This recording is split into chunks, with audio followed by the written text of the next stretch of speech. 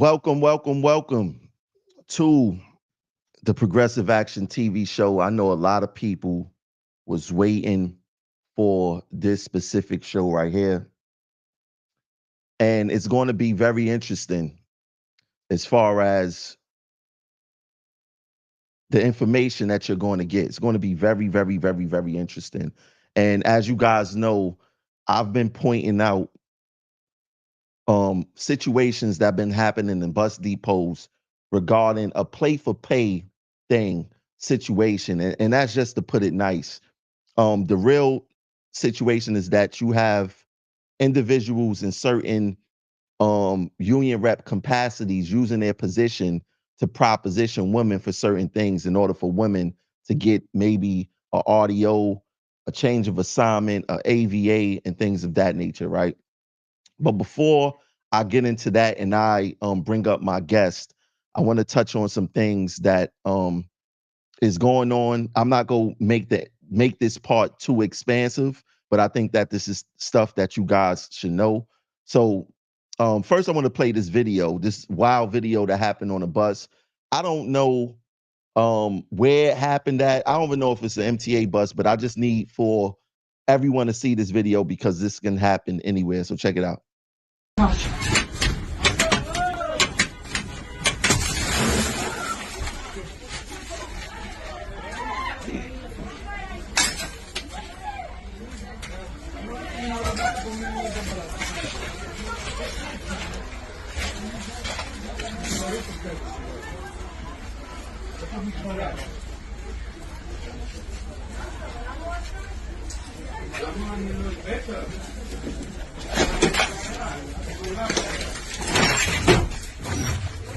יוסי די!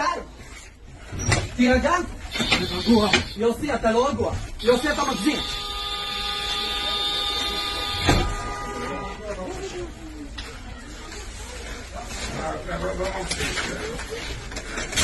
מה אתה עושה? מה אתה עושה? אתה לוקח 5 שנים בעבר.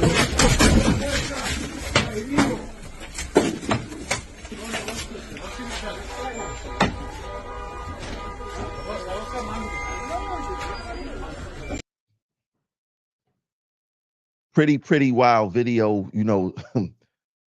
Dude he broke the partition and shattered the partition, which is pretty wild. Just wanted to share that with you guys.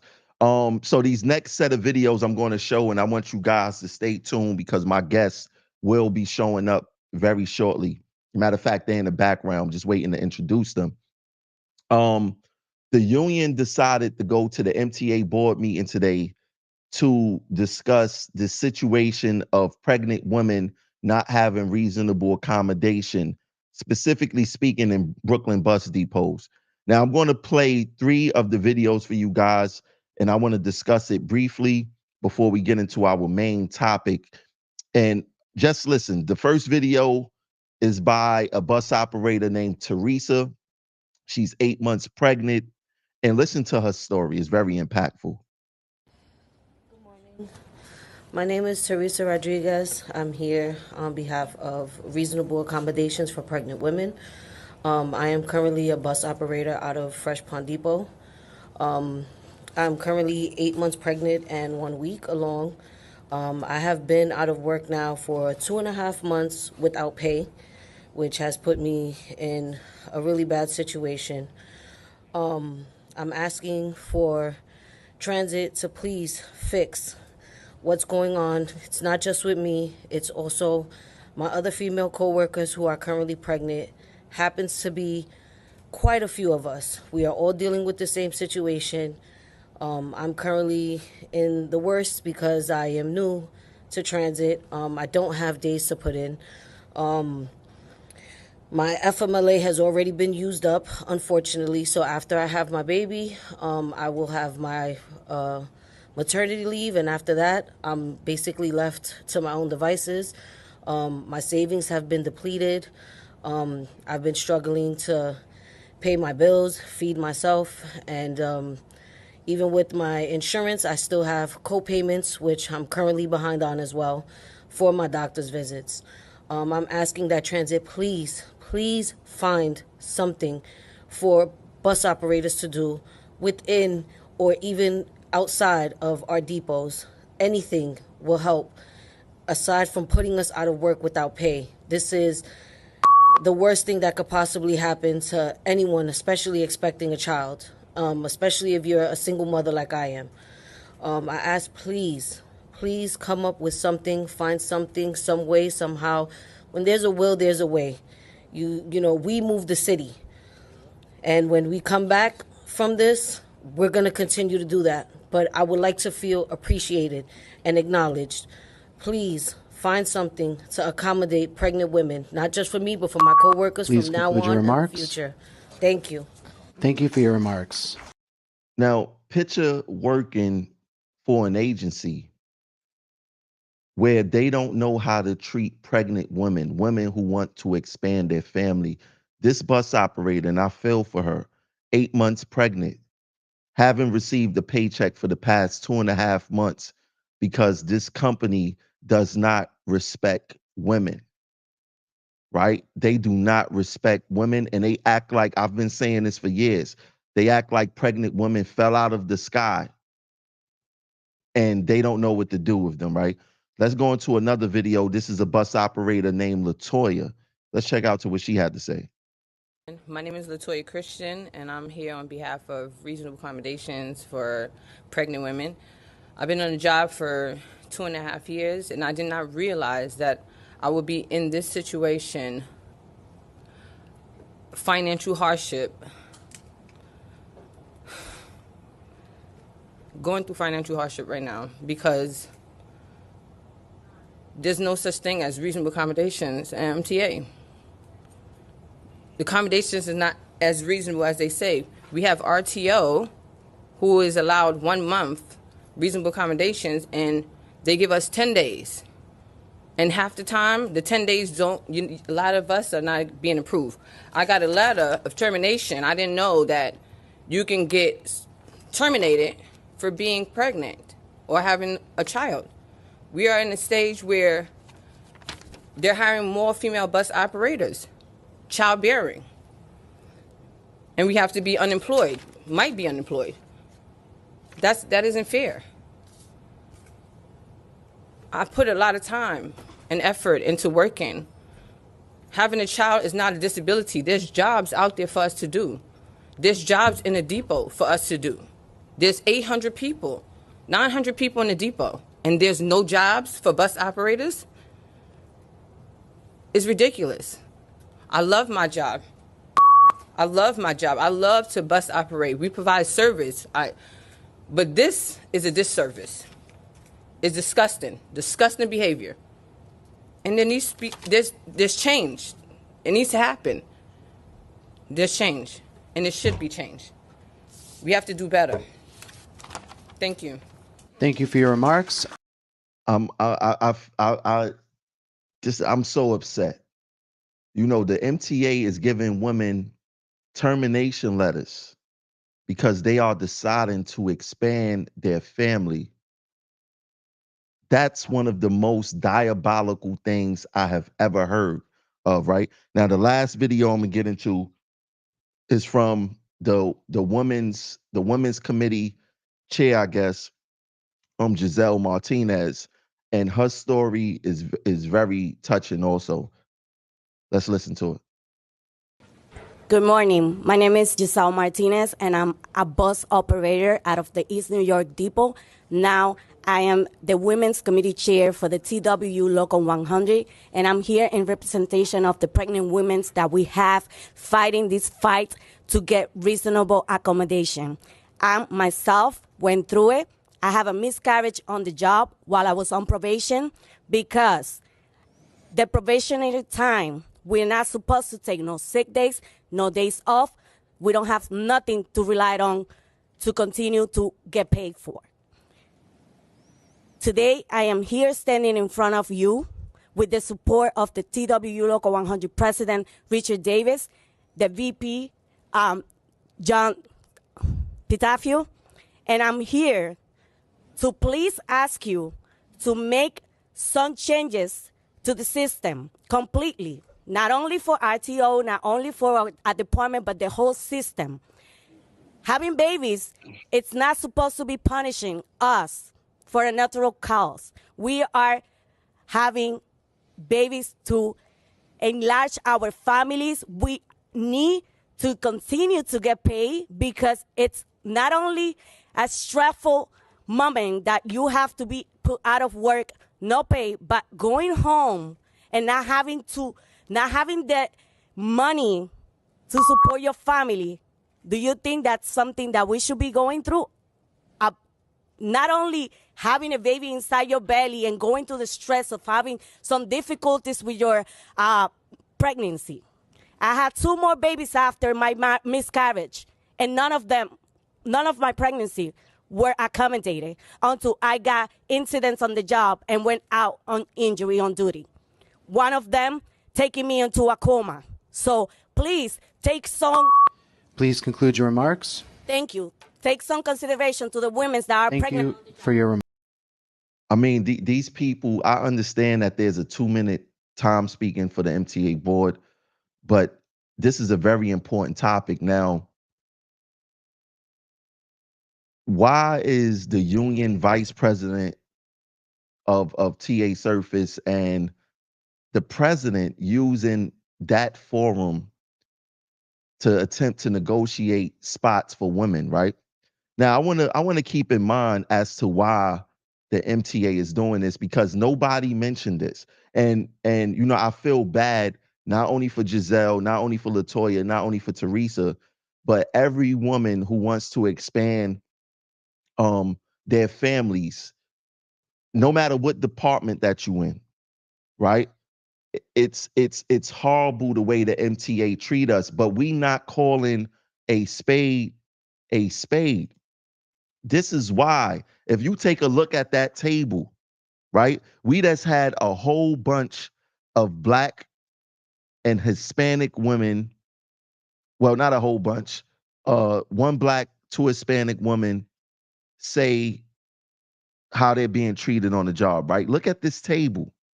These women are not represented at that table. How can you expect that table full of people who it's obvious that they do not care about Black and brown women on the job?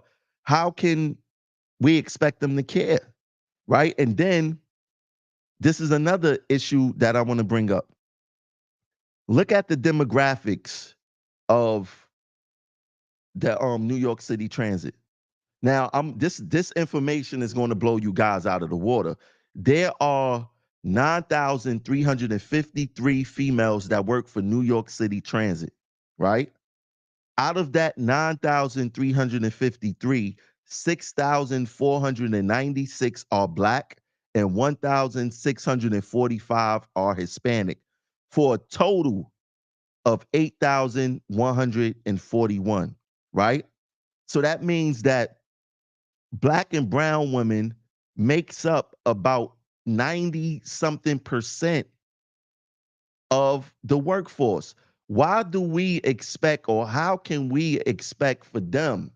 Now, let me go back to this. Let me go back to this table real quick. How can we think about those demographics I just gave you? How can we expect for the MTA board to have any type of empathy towards Black and Hispanic women? Let's be honest. How can we expect that? This is not a coincidence while women are being treated the way they are treated here. I've pointed this out 2 years ago when the conductor lost her baby, had a miscarriage on the job, right? Because there wasn't no reasonable accommodation or light duty, right? You know what the state assembly did and the governor did? They put in a bill to protect, I think, either Long Island Railroad or Metro North, and used our instance to give them legislative protection. Why don't we have legislative protection? Why don't these women have legislative protection? And another thing is this. See, they not going to keep it 100%. Richard Davis just negotiated a contract. Why did he rush to sign a contract that didn't address the issues of women deciding to expand their families and work for New York City Transit? Why didn't they put some type of protection in there? All of this is a smokescreen. And I don't know if these women are being used as pawns, but the question needs to be asked. You guys just negotiated a contract last year. Women didn't just come on this job after you guys negotiated this contract. Women been on the job for the most part of 50 years. Why isn't there any type of protections for pregnant women? And this is what I don't like. I don't expect Giselle to hold Richie Davis accountable. Why? Because she would rather do what she do here than be on the bus, right? And her story was very touching. I'm glad that she shared because it adds to what women actually experience here. And it's great that they brought Black and Hispanic women because that's who mostly represents New York City Transit. And it's not a coincidence why they not respecting women on this job. It's the same reason why Utano decided to throw a press conference when the Italian train operator got punched in the face, but nothing when Denal Jenkins got stabbed in the back, a Black man, right? So both entities are guilty of what's going on. Now, before I bring my guest on, tomorrow we are having our We Are Not Safe ride in the MTA assault rally. Wednesday, tomorrow, May 1st, 12 p.m. at 2 Broadway. If you could be there at 11:30, be there at 11:30. Don't come 1 o'clock, 2 o'clock. I want everybody to come there early. Don't meet me there, beat me there. Be there early, start talking to your coworkers. We got to come out there and show them that we mean business. Tomorrow, 12 p.m. in front of 2 Broadway. Let's make that happen. Now, for the moment everyone has been waiting for. Now, I've been posting, well, actually, people been sending me stories about this whole situation in Mapstone in particular. Right now, one thing um that happens in that department is there seems to be a major pay to play scheme. And when I say pay to play, let's be blunt. This is a male dominated workforce in the union, in the MTA, and regular hourly employees, right? People try to get in where they fit in, right? And some of these guys, they were nothing, nobodies prior to them becoming union reps. And they use that position to proposition women for days, proposition women so that these women could get days off, AVAs, and all that other stuff. Now, for the people who don't know, um, there's a thing in Mapstore called the Red Book, and the union controls that Red Book. And that Red Book, um, that's how you get your AVAs, your audios, whatever overtime, whatever it may be, right? That's that the union control that. Us in TA, we have to call management for that, right? Now, some people argue that they like the Red Book. Maybe they like the Red Book because they got good relationships with the union. Some of them having sex with the union rep. I don't know, right? But it's beneficial to some people. Some people don't like it. And what they all also do is that they use that Red Book to discourage people from joining dissident slates or dissident organizations within the union. So if you come and you try to join me or show me support, guess what your union rep starts to do? He won't give you that AVA. You'll have a harder time getting what everyone else get because they will use the Red Book against you politically. So that Red Book is definitely an issue in Mapstore. I understand some people like it. I understand some people don't. But we go talk about how that Red Book is used. So, and we're going to talk about pay to play and the bus depots. So I would like to invite my guests and bring up my guests. Miss Michelle Harris, how you doing today, sis? I'm fine. How are you, Mr. Thompson? I am good. So, I mean, I've known you probably for the most of 24 hours, right? And Yes. what prompted you before we even get into that, right? Give the people a background of when you started working for the TA, where you worked and all that stuff. Okay. I worked for MapStoa from 1994 until 2023.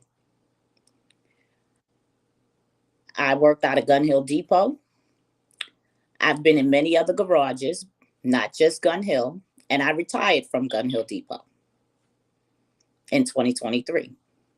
Now, when you came, what year you say you came on the job again? 1994. In 1994, when you came on the job, how many other women were in the depot with you?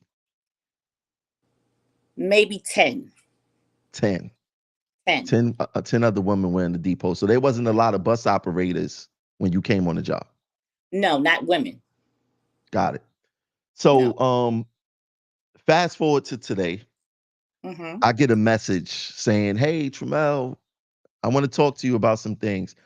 What prompted you to contact me so we could talk on the show like this? Well, I seen a snippet of a clip from your progressive action, which was, I guess, emailed to you or DM to you.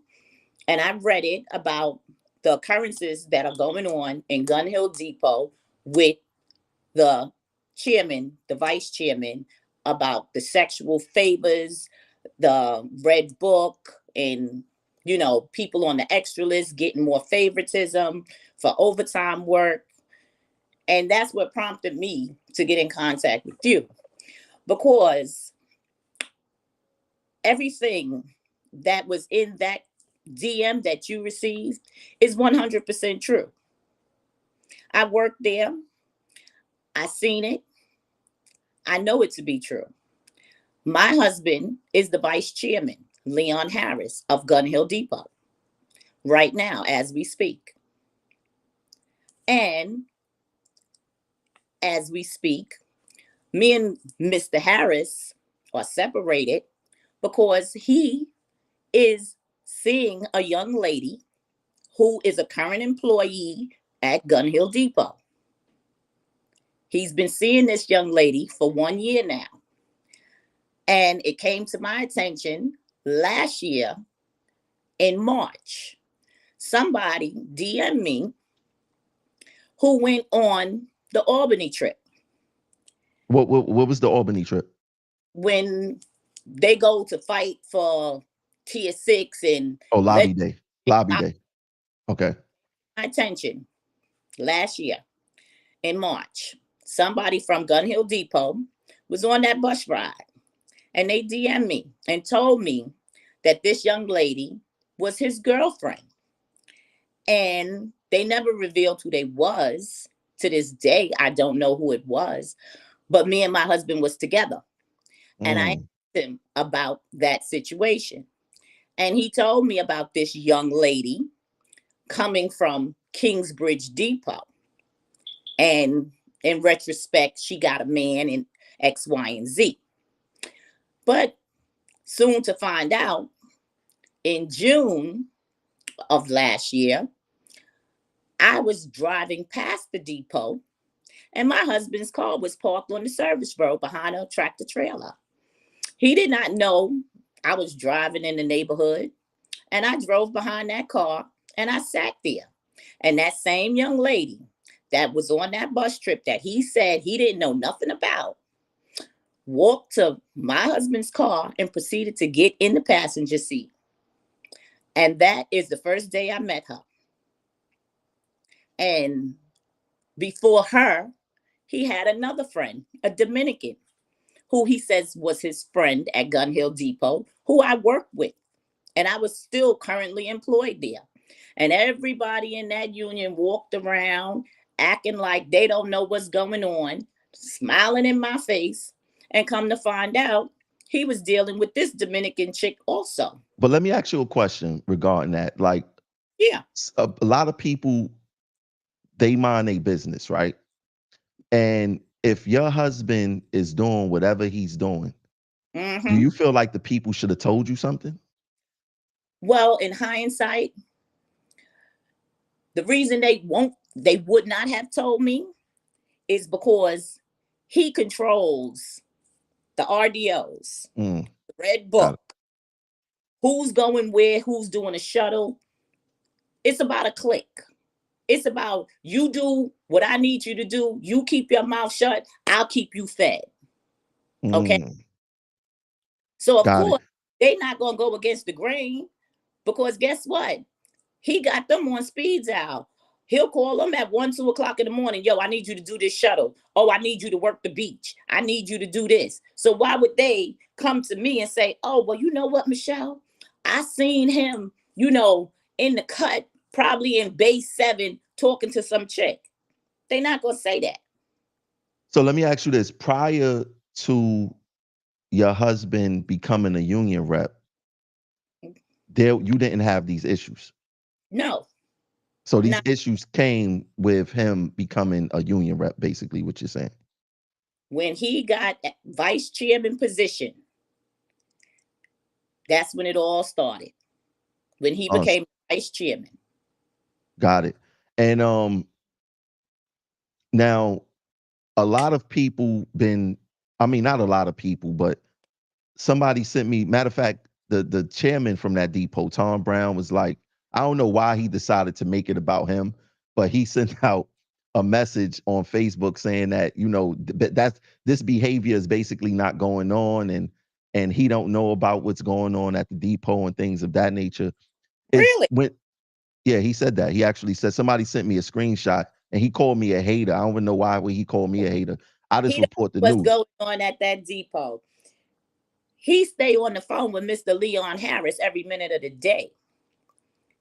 Okay? He's not running that depot. Leon Harris is running that depot. He's a chairman, but the vice chairman is doing the work for the chairman. Hmm. So he's crazy to even tell anyone that he don't know what's going on. Because when this young lady, who my husband is sleeping with now, that's supposedly his girlfriend, because she told me that's her man. That's what she said, straight to my face. Okay, so he can't say that because when she need a day in that book, Mr. Brown is right there to co-sign. Got it. It, So basically, that red book. Now, I briefly described the red book, but for those who don't know, can you tell them what the red book is? the red book is everything that you need to get a day off, a vacation day, a change of assignment, anything that is concerning you, getting anything done as far as personal business, swapping with somebody for a different run, for a different day. Everything goes through that red book. And it goes by seniority. Okay. This young lady has no seniority. She has none. So the days that's going in that book, only the union reps can pencil it in. That's the chairman, the vice chairman, and maybe the recording secretary. They're only going to allow 3 people to pencil in days for them. But they mainly keep it between the chairman and the vice chairman. So basically, like I said, I've been getting a lot of messages, and you want to know what? These people are not even sending me anonymous messages. They letting me know, who they are and things of that nature. So they putting up stuff and saying that, basically, seniority is being violated because it seems as if these reps prey on new women who come on Yeah. a job, who may Yes. need these days off, who may have a baby situation or babysitter situation or whatever the case may be, and they prey on these young women, um, to basically to have sex with them. Let's just say what it is, right? And Okay. yeah, go ahead. You could respond to that. Well, I'm going to say like this. I've been in Gun Hill Depot. I have sat outside that union office. Nobody that is there now that was not there prior to 10 years ago knew or knows that I'm Leon Harris's wife. If I walked in there right now, none of them women would know who I am unless you had more than 10 years on that job. I've sat there and watched it firsthand. Standing outside the union office, women done came to Mr. Harris. Hey, Mr. Harris, how you doing? They lean over, they smell them, they touch them. They don't know who I am, and I don't say who I was, but you could see it. It is right. It's written on the wall. Okay.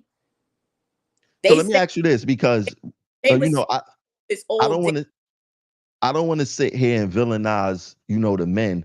Do you think that the women also play a role in this? Like they are complicit in this? Yes, of course they are. Of course they are. They know what they want. They know how they're gonna get it. All you need is the one that's gonna give it to you. You go in there. Have you seen the uniforms lately? No. Oh, well, go to Gun Hill Depot and watch them walk out the door. They pants is skin tight. Their shirts are skin tight. They have no dress code. Nobody implements it. Okay? So when you go into the union office, you're supposed to have a uniform shirt or polo shirt that's the button is supposed to be to the second button. You see women coming in there, all four buttons is down, and all you see is cleavage. Cleavage. Cleavage. That's what they do. They go in there with skin tight pants on with Dickies.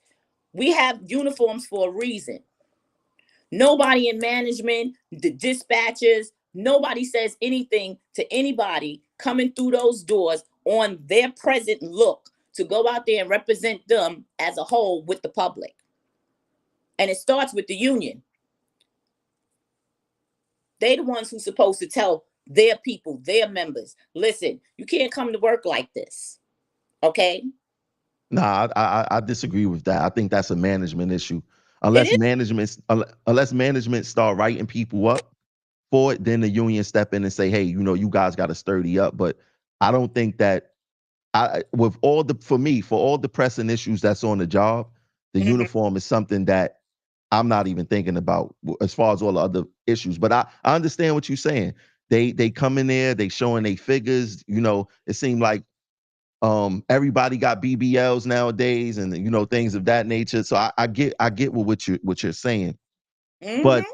now, as far as, because you've been on the job for a long time, right? Yes. So as far as the culture in Map Store, did you ever see or hear this type of behavior? Forget about your husband right now. Yes. Is this the culture in Map Store, like sex for audios, AVAs? Is that the culture? Yes.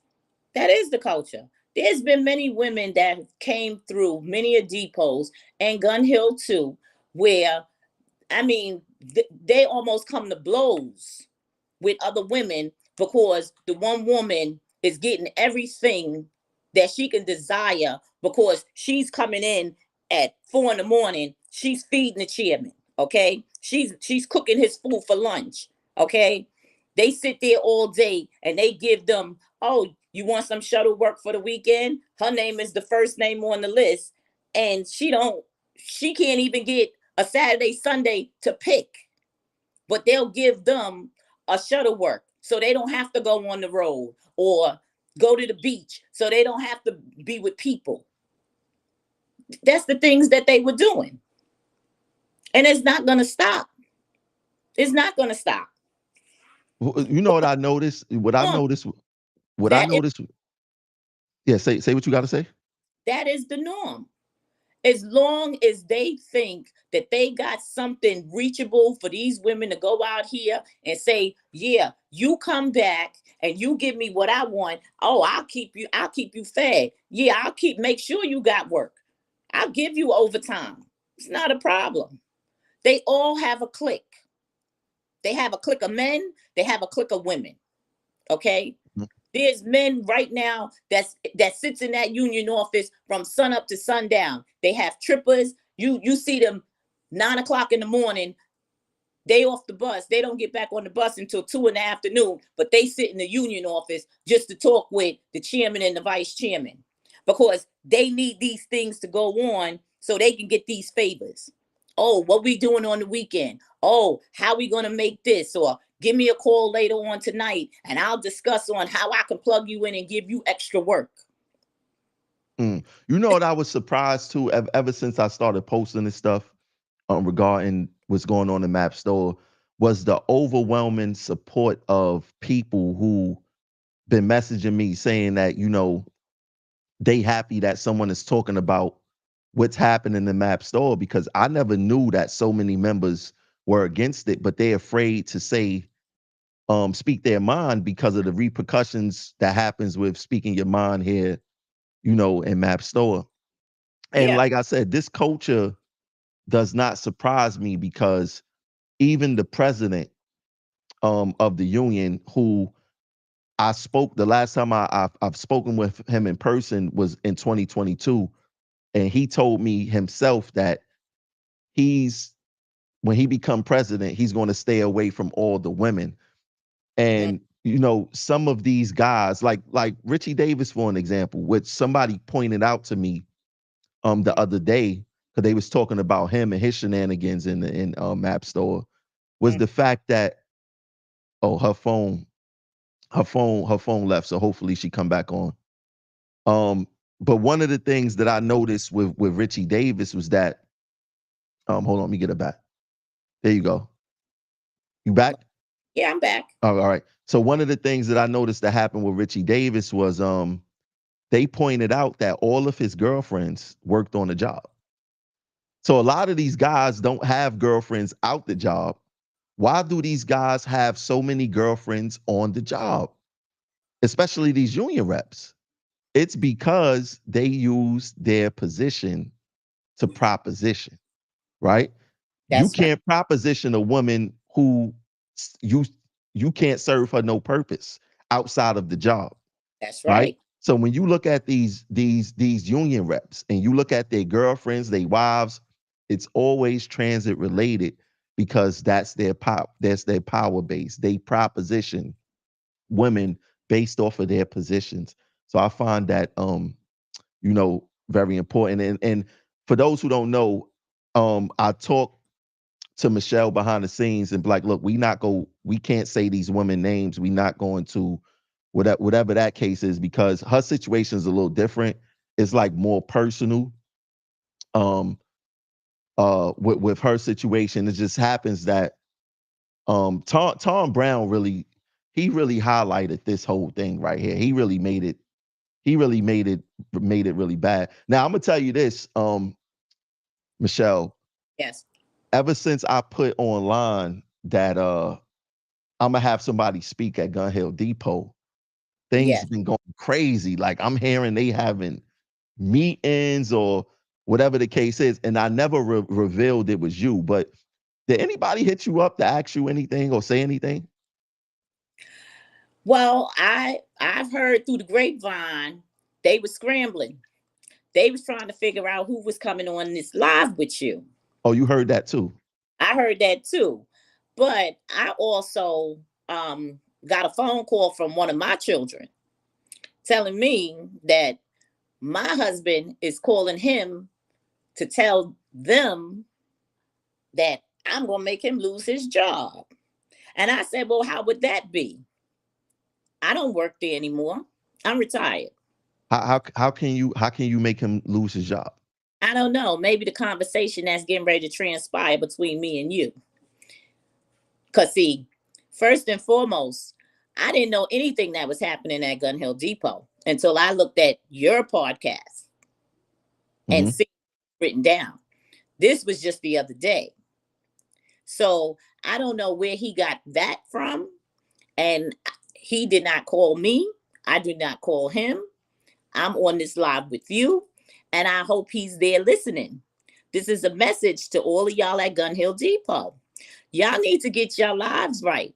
Stop and think about who and what you doing to other people, because it ain't worth it.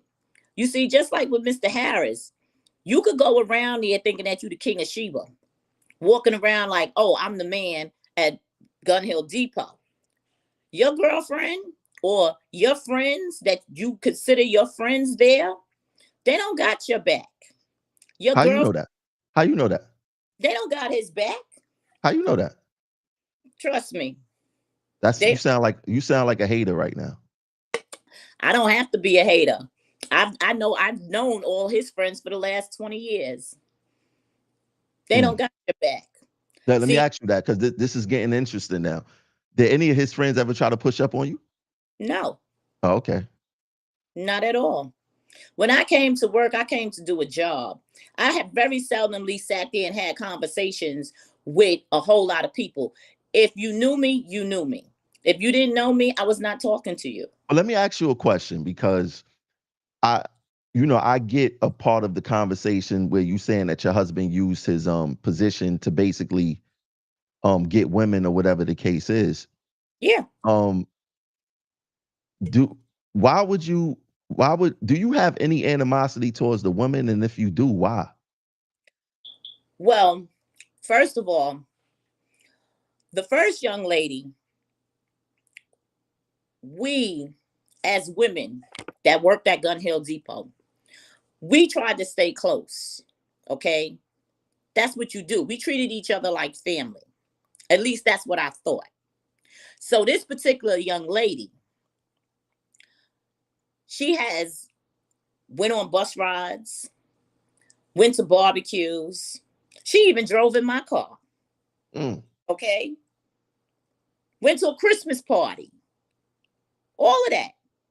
And this is the same one, in hindsight, that was texting my husband, calling my Yeah, husband. but look, how Hey, can you be mad at her? oh, I'm not. I wasn't mad at her. I was mad at him. But then when I asked her, listen, let's have a talk. What's going on? Okay. It wasn't about woman to woman, you be straight up with me. She didn't want that. What she wanted was me out of the way, me out of the picture.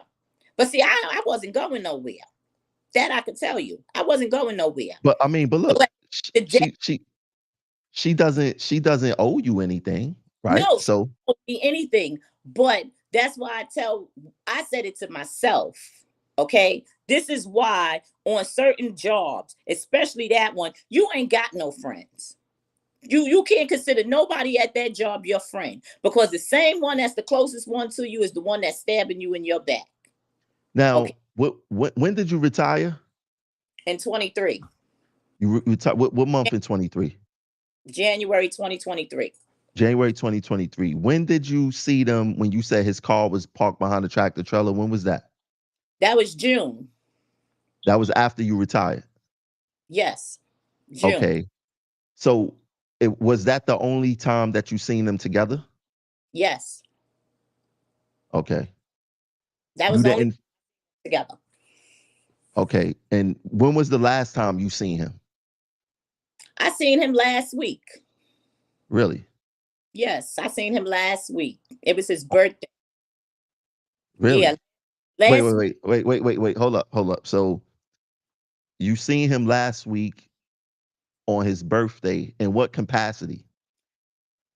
him and his girlfriend and fellow employees from Gun Hill Depot took a cruise for his birthday.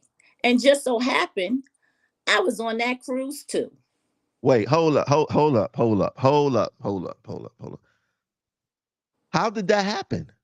How you end up on a So, cruise? Like, we not talking about a club. We not no, talking about the post office or the grocery store. no. How the hell did you end up on a cruise with Well, guess, him? I'm a frequent cruiser. I cruise any time I feel like it. I get up and I go on a cruise. So it was just by coincidence that BS, BS. That was no, more than coincidence. You didn't end up on that cruise by. I'm gonna let you finish. Go ahead. on everything I love, I was on that cruise with my daughter. We did not know. My daughter seen him. I thought she was lying. I said, you ain't seen him on here. She said, I'm telling you. I said, okay. Later on, I seen him. And he was with all his co-workers and the young lady on the boat. Okay. I mean, before you continue that story, Go ahead. I'm not buying a story that you coincidentally you had to do some type of snooping or something to say, you know what, he's going to be on this cruise. I'm coming on this cruise too. Nope, I did. My cruise had already been planned. I planned my cruises way in advance. I had just came off a 3-week cruise. What happened was I had a bracelet and it broke. So the guy in the Bahamas, where I bought it from, I had told him, well, listen, I'm going to be coming back. So is it okay if I bring this bracelet with me and you fix it? He said, no problem. So in turn, the same guy, he said, well, since you coming down, can you bring me something? He needed something medical.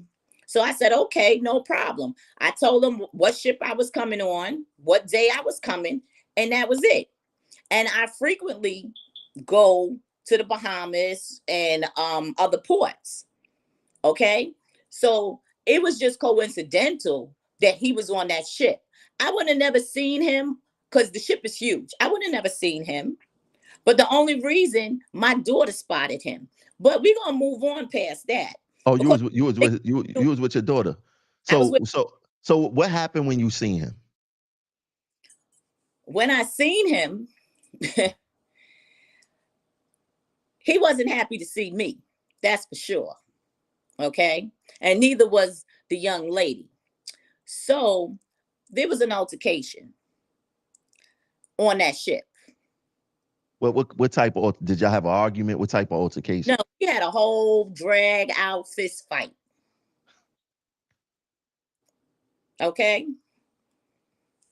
Now, hold on, Michelle, because you're first of all, I'm having a hard time believing that you coincidentally showed up on the boat. So not only did you went on the boat, you see him, you get into a fight on the boat. Well, the girl, she hit me. I didn't hit her. She hit me. Okay. What did you do to get hit? Well, I did a little something. You had to. I did. Yeah. I went and I seen them all huddled up. And I came back from getting something to eat. And as I was passing and I seen them, I said, oh, okay. They was in the cut. So I went and got some water. And I went and I said, hey, how y'all doing? And I threw the water in his face and I threw the water in her face. I said, so you expected to get you expected to get your behind whipped. Guess what? Do it look like I got my behind whipped? When was this? This was last week. Oh my God. They went on Monday. We got back on Friday. So the first day you have a fight on the boat? First day. Oh my God. First day. Yes. Now, see, I don't know if you know, but I had a relationship show, right? And I'm thinking about bringing it back, and this is perfect for it, right? Mm-hmm. So why are you fighting over a man who obviously does not? No. She was fighting over her man. No. You just told me that you threw water. I took it and I said, see, let me tell you something about me. You never know where I might be, okay? But if I see you, I'm going to let you know. You're going to see me. No, and but sis, I mean, listen. See me. It's obvious. It was like, okay, you know what? I wasn't going to do anything. I was just going to be nice and cordial. But that didn't turn out that way because in the midst of all of this, I said, nah, I ain't going to be nice. What I'm being nice for? You the man that's shitting on me. You put me through all of these changes with all of these women on this job because you got a title. And then you taking this woman on a cruise? Oh, really? That's wonderful. But you better remember your place. Your place is Mr. Leon Harris. Your place is you don't disrespect me. You do what you want to do in life, but you will not disrespect me. Well, so let me know how this works, because as far as I understand from what you said on the show was that basically last year he told you that this woman was his girlfriend, right? No, he didn't tell me that was his girlfriend. No, he did not. last year, he said, she said, not he said, she said, in the midst of her moving to go and get in his car, which I stopped her from getting in there, she said, that's her man. And I said, make it make sense, baby. How could that be your man? And that's my husband. Well, I mean He said, let's be honest here. as his girlfriend, he said, oh, we just talking. That's what he said. We just talking. I said, but I asked you this 3 months ago in March. Did you know this young lady? Because we had that conversation. He told me, I don't know her. I don't know X, Y, and Z. But that was all a lie. Because see, they've been probably dealing with each other for a longer time. But we was together. But he made her believe that we were not together. I mean, with whatever he made her believe, why are you confronting or fighting over? And I understand that he's your husband, I but wasn't. from what I understand, that he moved She on, brought, obviously. she Huh? brought the fight. I didn't bring the fight. I just wanted him to let him know my presence is here. See, you knew, like I knew, he seen me on that shit. I didn't see him, but he knew I was there. My daughter told me that he had seen me. Okay. So with that being said, he could have came up to me as a man and be like, listen, Michelle, I'm on this cruise with such and such, or whatever. We could have all been cordial. That would have been fine by me. Because I didn't come there for you. I came there for relaxation, me and my daughter. But at the end of it, like I said, she the one who jumped across the table and did whatever. And if you think I'm lying, Broward County got a whole police report. But hold up. Okay. Who did you throw water on? I threw water on him. Oh, I thought you said you threw it on both of them. So she stood up for her man. Hey, that's what I'm trying to tell you. She said that's her man. So she Well, stood up. she ain't do nothing wrong. No, she didn't do nothing wrong, but she didn't think about her job either when she put her hands on me. So what happened? The police report. So the police came. Obviously, what happened? Well, there was a lot of things that happened. First of all, they was going to disembark them at the next island. Mm. So that didn't happen because I asked the captain not to. The second part was nobody could get off the ship because everybody had to remain in their cabins until the police came. And the police came. And they made their statement and I made mine. Mm. And by the grace of God, they should be thanking me. Because guess what?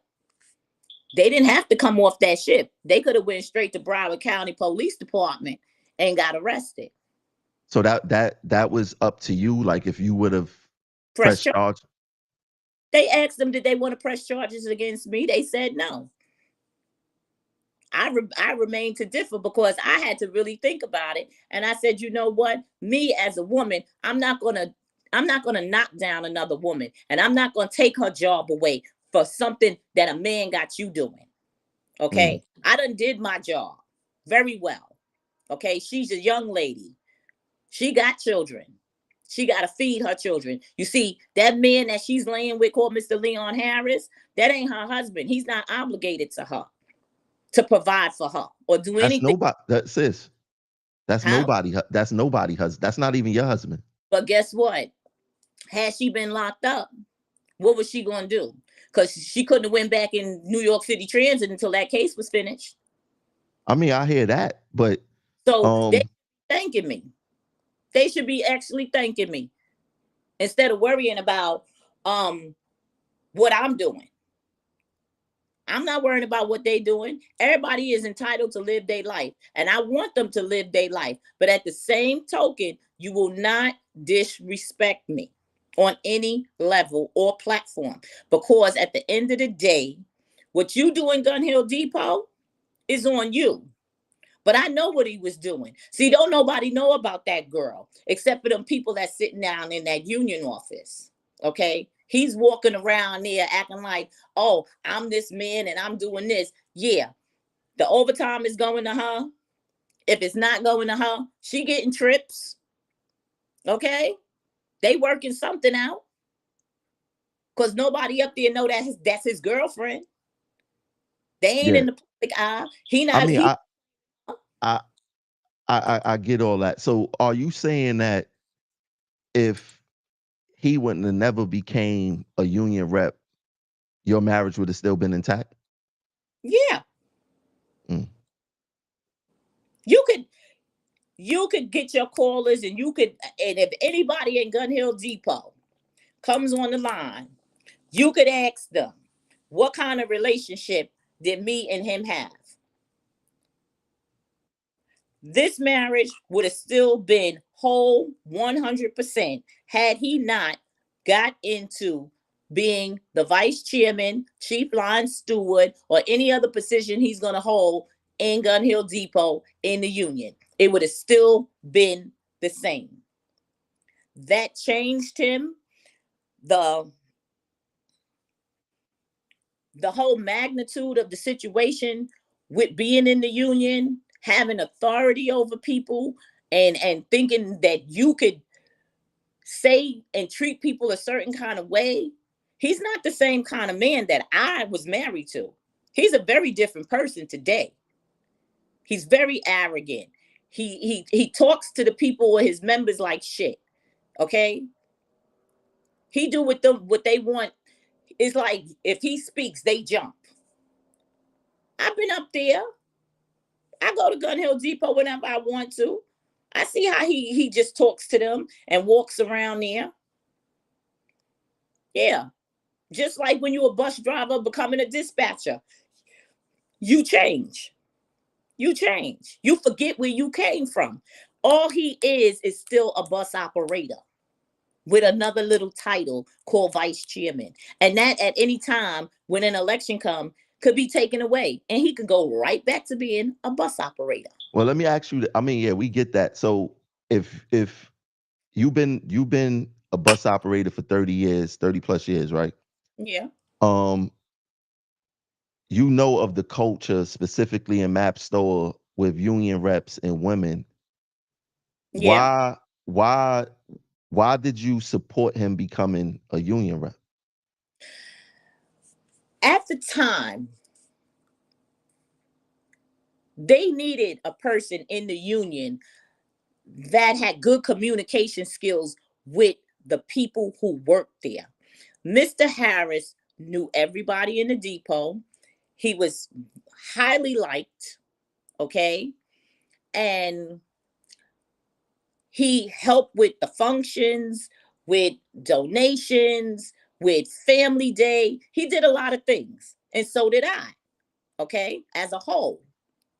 So when when the chairman um that was there before Tom Brown, he asked him, listen, can you run on my slate? So he was like, I don't know. I really don't want to do it, and whatever, whatever.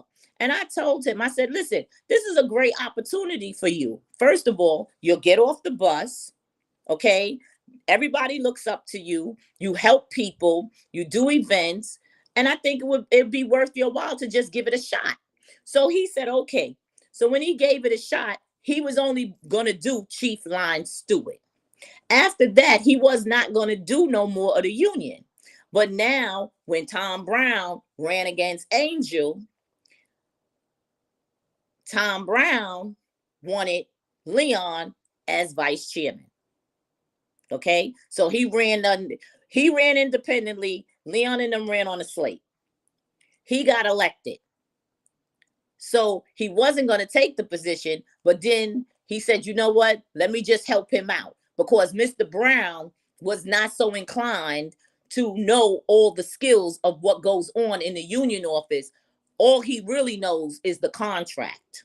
That's what he's good at. He don't know the people. He don't know their personality. He don't know who likes to work what. He don't know who does overtime. He knows nothing about the characterization of the members of Gun Hill Depot. He's racist. That's what he Wait, is. wait, wait, wait, wait, wait, He's a racist. wait. And I said it. So you're accusing Tom Brown of being a racist. Why? How did Yeah, you? How can you come to that conclusion? I'm telling you he's a racist. I work with him. I know What these did are you what did you see? at Gun Hill Depot. He can't stand them. Okay. That's probably why the women is so navigated to go into Mr. Harris, because they can't go to Tom Brown, because Tom Brown does not care for the. I don't know. She tapped out for a second, but I mean, this is crazy. You know what? During this time, you're back. Hold on one second. Yeah. There you go. You're back, right?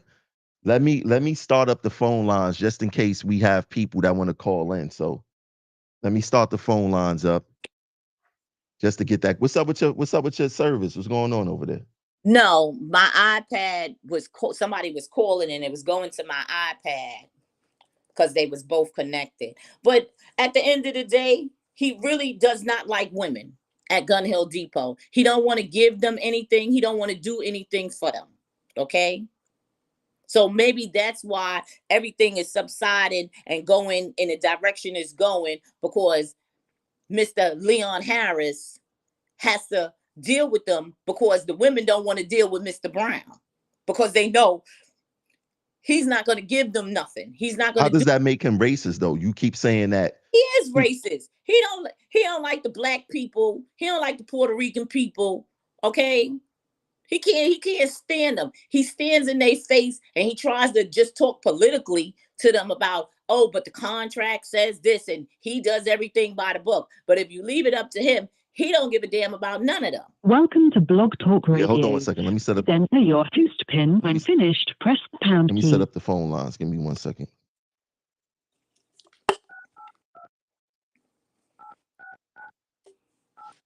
I hope this worked because the phone line's been acting crazy. To start your show now, press 1. To hear important. Since it appears you're calling back into a live show, we are reconnecting you now. Why is this? Your show will go live in 5 seconds. 4, 3. And we got somebody on the phone lines already trying to get in. These people are crazy. These people is crazy. They trying to get in already. You know what? Let me take the first caller before we continue the conversation and see what they have to ask you. Okay. Okay, ask me.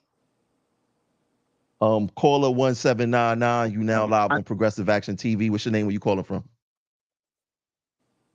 My name is Michael. I'm calling from the Bronx. Kamel, I just wanted to say thank you for your very influential, radio show. I still really overcame my fear of getting into a lot of things, but I just wanted to. I was tuning in, and I just wanted to say, I think it's crazy. I wasn't paying attention to the whole thing with this overtime cut right now, and as a cleaner, it's really hard because we keep missing 2 tours worth of work, and we're coming in and doing like 18 hours worth of work, and it's like a nightmare to go clean up the stations or the facility rooms or the restrooms and all that stuff.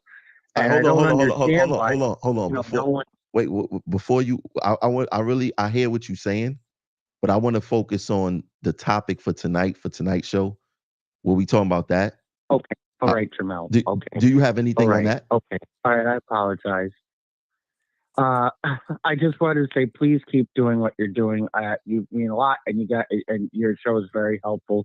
Please just keep doing what you're doing, because it's been very helpful over the course of time listening to Progressive Action. And I just wanted to express my gratitude and thank you so much for everything. Thanks for calling in. And on my next show, I'm going to touch on the subject that you're talking about. So I'm looking forward to you calling in and we could discuss it in detail. I will, Tramel. Thank you. God bless. Thank you. All right. So yeah, let's continue on with our conversation until more people call in. So you could call in live 563-999-3714. You could also donate to the Cash App $ Progressive Action 100 $ Progressive Action 100. And if you're watching right now, there's a whole bunch of people watching. I'm so happy about these numbers. Please hit the like button. We're going to continue this conversation right now. So, Michelle.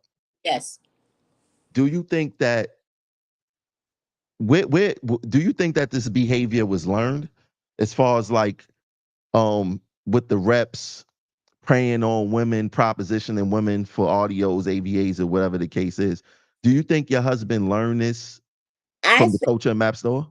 Yes, I think prior to him getting in the union, the chairman that was in the chair before Mr. Brown was, he had women that came there. They served him breakfast, lunch, and dinner. Okay, there was always something or someone, a woman in that office catering to the chairman. But So that doesn't mean that they was doing something. oh, they was doing something.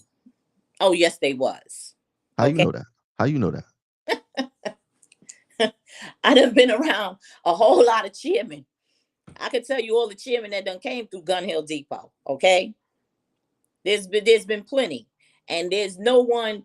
If nothing was going on, then that depot would not have been in such unrest when he was there and that young lady was there. Let me ask you a question. How well do you know Richie Davis? I don't know Richard Davis on the magnitude of personally. We've been in the same places at the same time. We've spoken. I was once a driver at Mother Hale Depot, and I was also at Walnut Depot and also the Coliseum. So we have, passed waves throughout our career. Do you believe any of the accusations he had on him by him coming from Map Store, being a VP, and now the president? Do I believe the accusations? Yes. Do you believe that, as far as like where they say that he's like there was an email going around basically with a list of women saying that he allegedly, propositioned them, I guess, whatever what the show topic is about today. Do you believe that with him also? Did you ever witness anything? I've seen him in places with women. And where you felt like there was more than just something else besides just talk. Yeah. Yeah. Okay. Yeah. Of course. This seems to be the culture. Now the phone lines are blowing up. So let's see what the people got for you. Listen, anybody who calls in, please stick to the topic today. Please stick to the topic. We'll get on to our regular topic later, or y'all just could meet me tomorrow at the rally and ask me whatever you want. But the phone lines, I wish I could show you the phone lines right now. And listen, to everybody who's calling in, please keep your comments short and get straight to the question so she can answer it. So our first caller is 6483. 6483. You now live on Progressive Action TV. What's your name? Where you calling from? Hello, Chomal. It's suspended bus operator Celso Garcia. All right, let's keep the. I wanted to ask. Ask her the question directly. Yeah, ask her the question directly. I wanted to ask her two questions. Okay. Yes. One, is management aware of these incidents and things that happen between the women and union officers? And two, how is discipline affect the relation between the union and, let's say, the females or the operators at the depots? And sorry, one more question. Aware of any other depots where this is going on or has gone on? Thank you. Those are my three questions. All right. Thanks for calling in, bro. Well, first of all, management might know what's going on as a whole. Yes. They're not privy to everything that goes on in the depot, but they do hear stuff. Okay. And with that being said, the union chairmen and vice chairmen interact with the bosses every day. And it's like one hand washes another. So they're doing favors for one another. Okay. So don't think because management is not going to reprimand or discipline anybody versus something going on, say like in my situation, but I'm a little bit different because I'm no longer employed there. Now, had I been employed still there on the job, and this was transgression like it did last week, now somebody would have had to go, and it wouldn't have been me. because I have more seniority. But because I don't work there, no, there's nothing that's going to happen. But there's still the moral of he is a married man. They knew that then, they know that now. Okay. Now, as far as the second question, I'm not quite sure if the union per se, I can't really recall how I could say this, but there's not going to be any disciplinary action. Who are they going to discipline? The young lady or Mr. Harris? Because at the end of the day, Mr. Harris knew what he was doing. And I'm quite sure when that girl came from KB to come over to Gun Hill Depot, that was by him telling her to make that move, because he knows what he's capable of giving her work, whether she picks it or not. She don't have to pick nothing. The union has the right to pick for you. Okay. Just like the extra list. You could pick on the extra list. Doesn't mean you got to work what you pick on the extra list, because they're giving you the work. They're giving you time slots. Let's get to the next caller. These phone lines are crazy. Let's see what else they got to ask you. Caller 7104. You now live on Progressive Action TV. What's your name? Where you calling from? Hi, my name is Dante.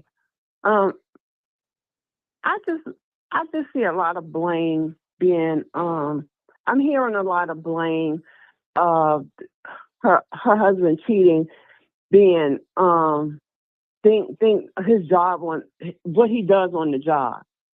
A cheater is a cheater. He knew he was married, just like they knew he was married.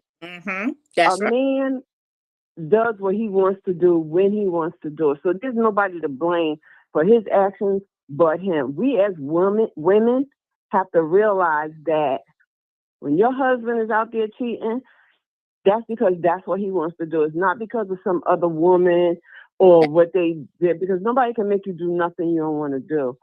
So I think that, you need to stop blaming the other woman and really put the blame on where it lies, and that's with him.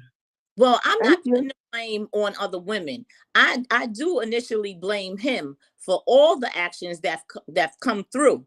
But what I'm saying is this: before he got into being a union representative, okay, this was not in his demeanor. This was not in his demeanor. He never cheated on me, okay? First of all, the girl he was cheating already. But that's remained to be seen. See, I didn't know, but I was at the job, and this girl was not at the job. It wasn't until I left the job and retired that this came about with this young lady. But the prior young lady was a friend in a circle of friends.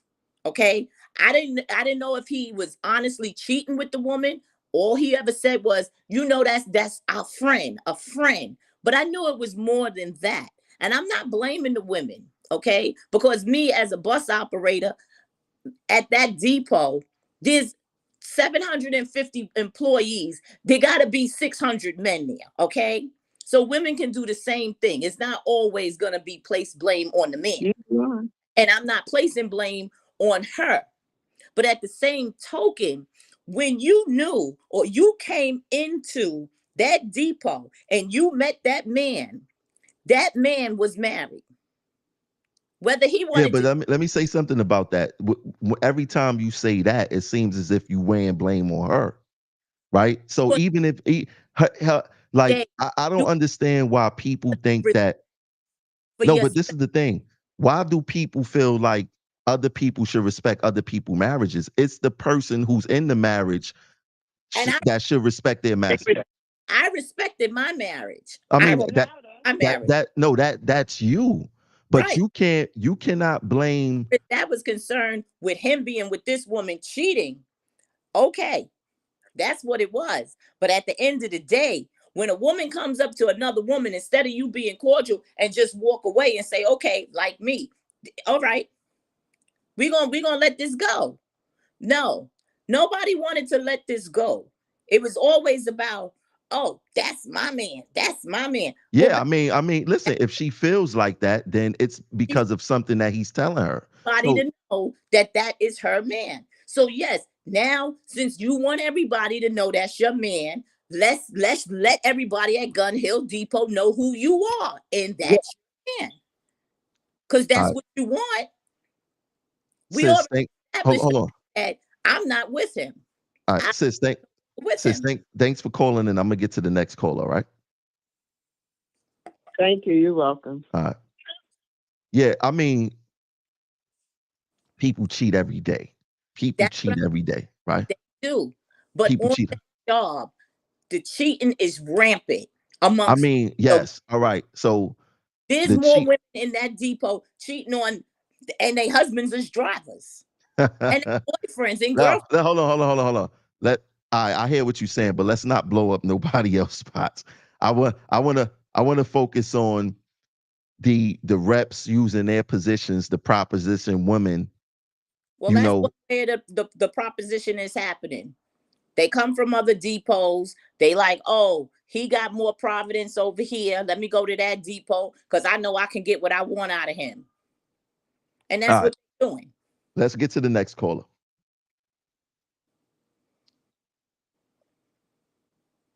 Caller 6242. You now live on Progressive Action TV. What's your name? Where you calling from? Yo, Tramel, what's going on? My name is Thomas. I'm from the Bronx.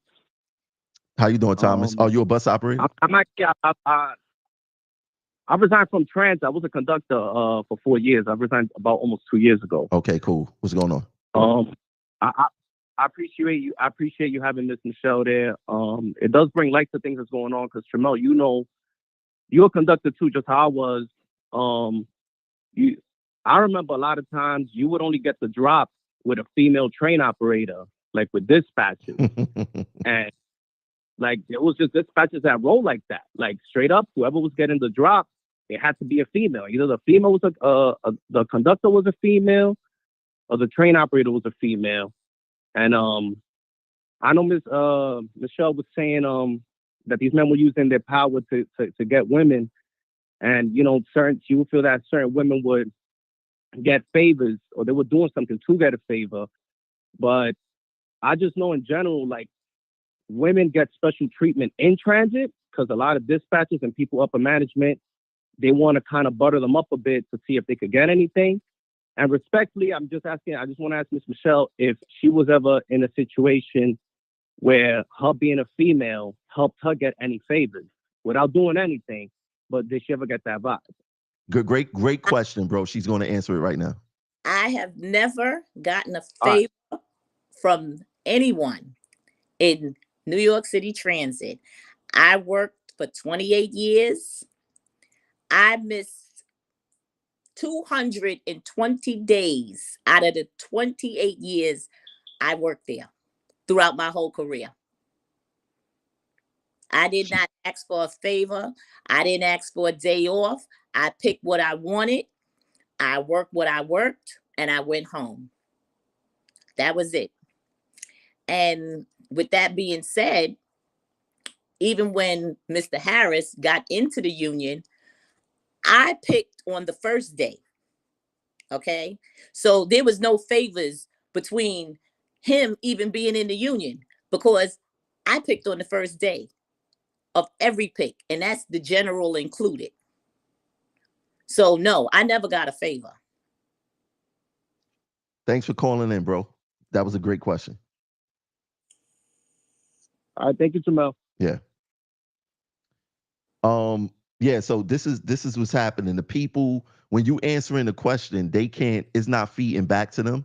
So it's like they listening to the actual live feed, and it's slightly delayed from our live. Okay. So yeah, so they have to just listen a little bit. So, but yeah, that was a great question. And he brought up a good point that I didn't even think about. And But it is true. let's I don't know how conductors work, but I trained a lot of people as a bus operator.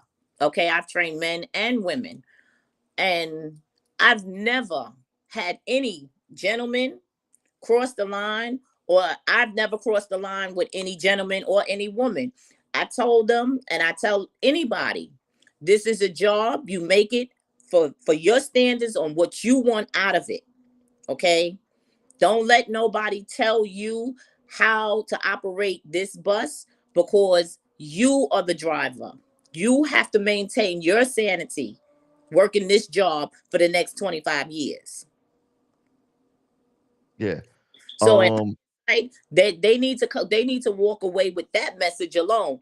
No, you got people, and I've seen men, like he said, train women and tell them, oh, you have to do this or get out the seat, or vice versa, and they come back and they in tears or whatever, talking about, oh, he disrespected me, oh, he talked to me nasty. You can't treat people the way you don't want to be treated, especially on that job as a bus driver.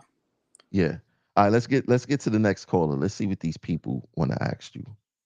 Caller 5540, you now live on Progressive Action TV. What's your name? Where you calling from? Yeah, how you doing, Jamel? My name's Abdul. I'm calling from Brooklyn. I'm in RTO. You're in RTO. All right, what's on your mind? You have a question for the guest? Yeah, I just wanted to ask her if she's still in love with her husband, number one. And number two, she said that the female was a younger female. I think she just needs to let that go and find her another young man to get her get back. That's my comment. Great question, bro. Thanks for calling in. The first one, no, I'm not in love with him anymore. I ain't gonna lie. It seems as if you in love with him. No, I'm not in love with him anymore. And the second question is, that version of she's younger, she threw that in my face. I only reason I say that is because she sent me a text telling me, oh, you an old woman. He don't want no old woman no more. He want a young woman. And that's what I am. I said, go ahead, baby. You got it. Oh, wow. You got it. That's crazy. Let's get to the next caller. Caller 8890, you now live on Progressive Action TV. What's your name? Where you calling from? Hi, how are you? I'm fine. How you doing? Hello. Wait. Oh my God, it's me. Hold on. Okay, my name is Q. I'm from Brooklyn. I was a bus operator, but then I transferred over to RTO, the train operator, recently, all right? Where were you a bus operator at? I started in Kingsbridge. Okay. And then did my last 5 years in East New York Depot. All right, let's talk about it. What's on your mind? I do want to say people do, it is clicks, but for me, that can't go for everybody, because I always got what I needed from the Union of Kingsbridge. They were very nice people to me. I don't know. I didn't do no favors, no nothing. I didn't do nothing strange for a piece of change.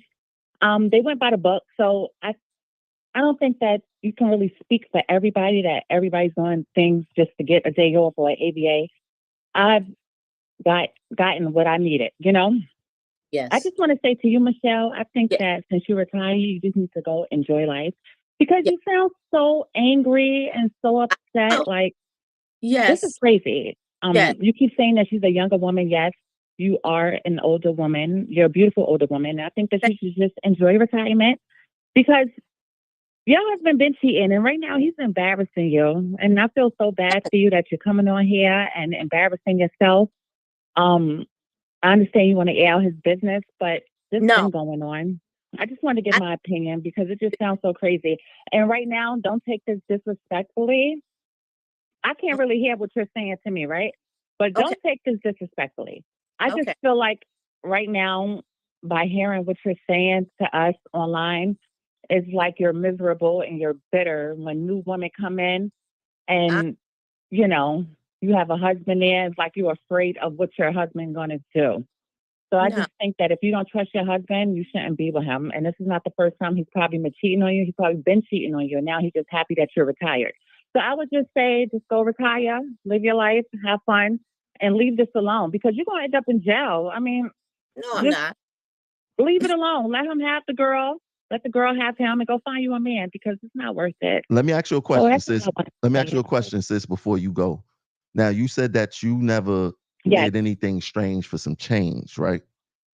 Have you ever heard of people doing something strange for some change in these depots? I can't really say like with management or the union, but I mean, I don't know because I'm on my business. But I'm the type that if I put in for overtime and I don't get it, I don't beg for it. It's just that. I don't ask why I didn't get it. You know, can I do this, that, and third? I go by the rules.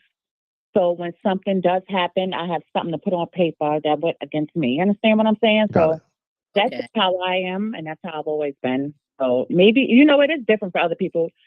I've witnessed things, but I keep my mouth closed because I got a lot of stuff on me too, where I'm almost 1 foot out the door for putting people in their place because they talk too much and they think they could do and say what they want to say in this company. So I just go about my business. I follow the rules and I go home. I come to work and make my money because your coworkers are not your friends. There are some good people here in this company, but I like to come do my job, make my money and go home. And that's just that because all of this drama has been going on and I stay far away from it because most of these men are married and they are dealing with people in the workplace and outside the workplace. And I know that I don't want to deal with nobody within the workplace because I will be looking just like Michelle right now on this live and looking crazy. I don't mean no harm, Michelle, but this is too much. Like, I would have a heart attack by the end of all of this. And I just want you to live your retirement and live good. That's it. That's all I got to say. Thanks for calling in, sis. I just want to reiterate something. Have a good night. You too. Yeah, respond to her. Respond to her. Said, first of all, I didn't come on here to bash anybody. I seen what Mr. Thompson put on his progressive about what's going on at Gun Hill Depot. Now, was that not a DM that was on your progressive? Absolutely, it was. Okay, so I'm not coming on here trying to air out no dirty laundry. This fell in my lap, and I just came to put the spin on it and put the truth out there. I'm not angry. No, I'm not bitter. I'm not angry. I'm retired. I'm living my life. I haven't been with Mr. Harris in a whole year. Michelle, you just threw a drink in his face. Well, that's not a happy woman. That was well deserved. No, but it don't matter. Was it deserved or not? You haven't moved on. I did move on. When? And with that being said, when people of this magnitude, I've never did a live before. First of all, I chose to do this live because at the end of the day, we're talking about union representatives in the workplace getting favors. It's just so happened if he wasn't my husband, I would have still said the same thing about the girl because she's getting that favor. Okay. It doesn't change anything about what's going on in Gun Hill Depot. Okay. I'm not gonna lie. I've been getting like the complaint. I haven't even been posting a lot of the complaints, but the complaints I'm getting is Gun Hill Depot, and people are sending. I don't even know the paperwork that they sending me, but they proving to me that this person is getting these days off, and they don't even have enough time, and things of that nature. First and foremost, Gun Hill Depot is a high seniority garage. Okay. So if these people got a 4-3 payroll, there's no way you're getting a summer vacation. You might can get an RDO. You might can go in that book, but you can only get 2 days out that book. So when you trace it all back, you're going to see somebody been working with the union to get all of these people off. That book is not traveling around 4 and 5 people's hands for signatures to put people's name in that book. So to the people out there who's watching this live, no, I'm not bashing anybody. I know what the workforce is like at Gun Hill Depot because I worked there. It has nothing to do with my husband. It's just the fact that he is the vice chairman there. And I'm going to speak on what this live was intentionally about, and that is women exchanging favors with the vice chairmans, the chairmans, or anybody else in any depot. It's happening. It's real. I mean, I mean, she says, "Oh yeah, you're bitter. Move on with your life. Do this, do that, baby." I'm living a good life. I moved on, but at the same rate, Gun Hill Depot, they should have been put a stop to that years ago. It's been going on for quite some time. This ain't gonna be the first, and it ain't gonna be the last. And trust me, I'm not the only married woman that's in any depot that's going through this. There's, like she said, everybody in this workplace, they're married or they're seeing somebody within the job. They are, and things happen. Me get arrested? No, baby. I will never get arrested. No, it you won't almost did on that boat. And guess what? Wow. I ain't got nothing but free time. I don't have to report to a job. I don't have to represent anybody but myself. So with that being said, I could take care of me. I got it. Let's get to the next caller, Michelle. Caller 3025. You now live on Progressive Action TV. What's your name? Where you calling from?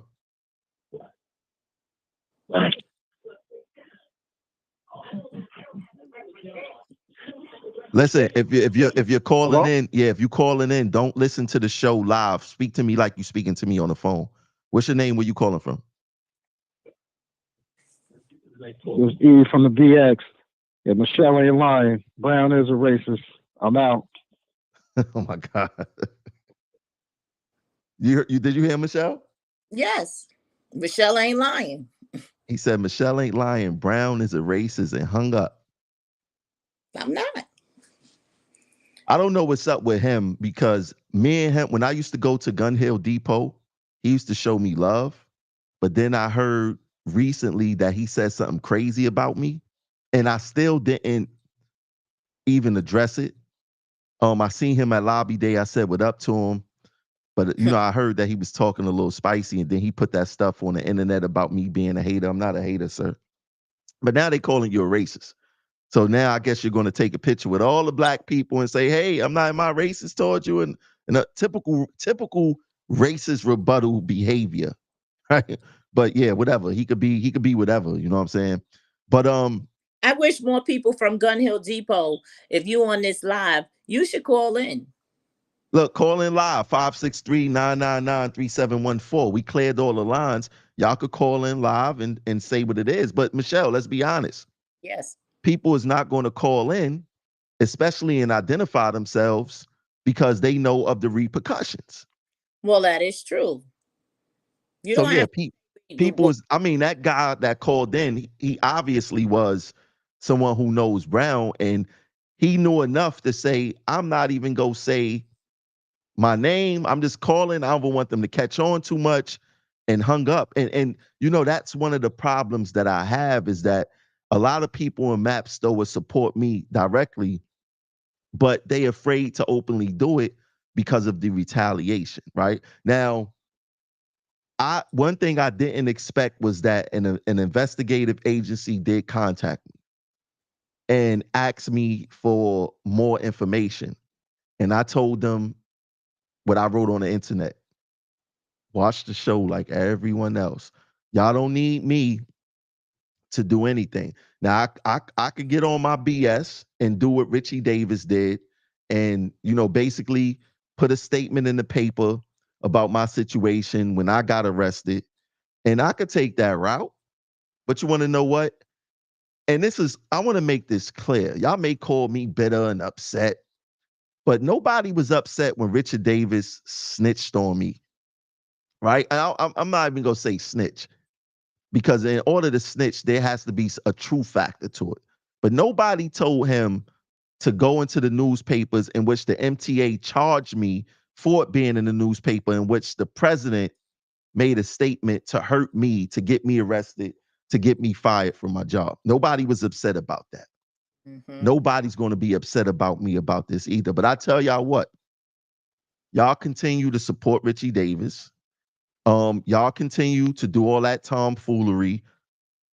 Mm-hmm. Once I start releasing this stuff and I decide to participate with the inquiry, with this investigation, y'all gonna be in trouble, because pay to play a bribe in the state of New York, not only the person who propositioned the bribe gets in trouble, but the person who accepts the bribe get in trouble. And y'all already got other operators. There's a whole bunch of operators that, if I could show y'all my DM right now of them saying, yo, Tramel, I'm glad you bringing this up. You right. I'm tired of this. Da da da da da da da.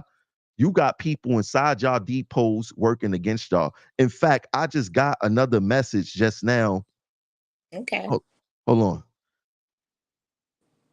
Let me say with the I mean, I can't show it, but it's something going on with Mother Clara Hell and wait, hold on. Between Mother Clara Hell and Michael J. Quill, right? There's something going on with that someone wants me to expose.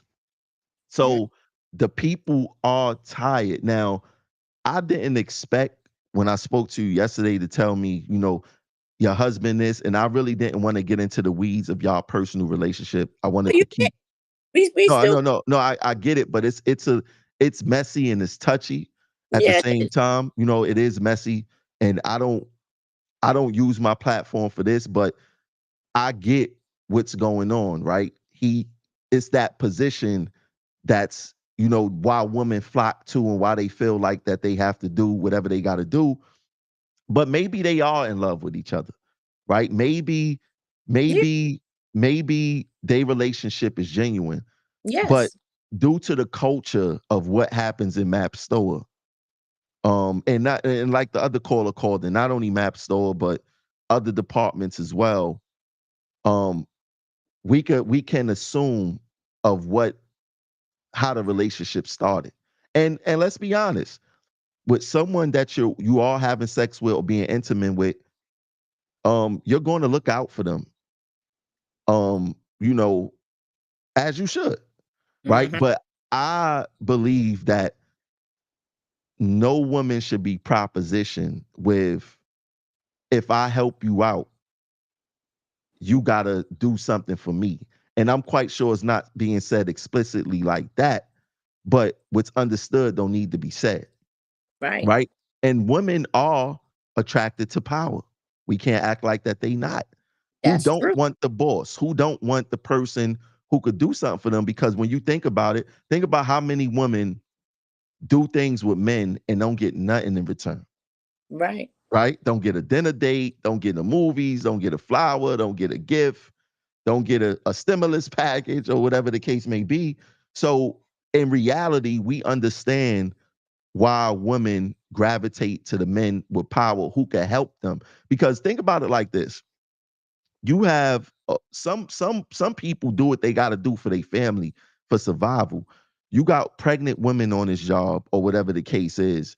Yeah. And I'm not saying that they are doing anything strange for some change, but sometimes you got to do what you got to do for your family to make it through. Now, I don't agree with it, but I understand the concept of survival, right?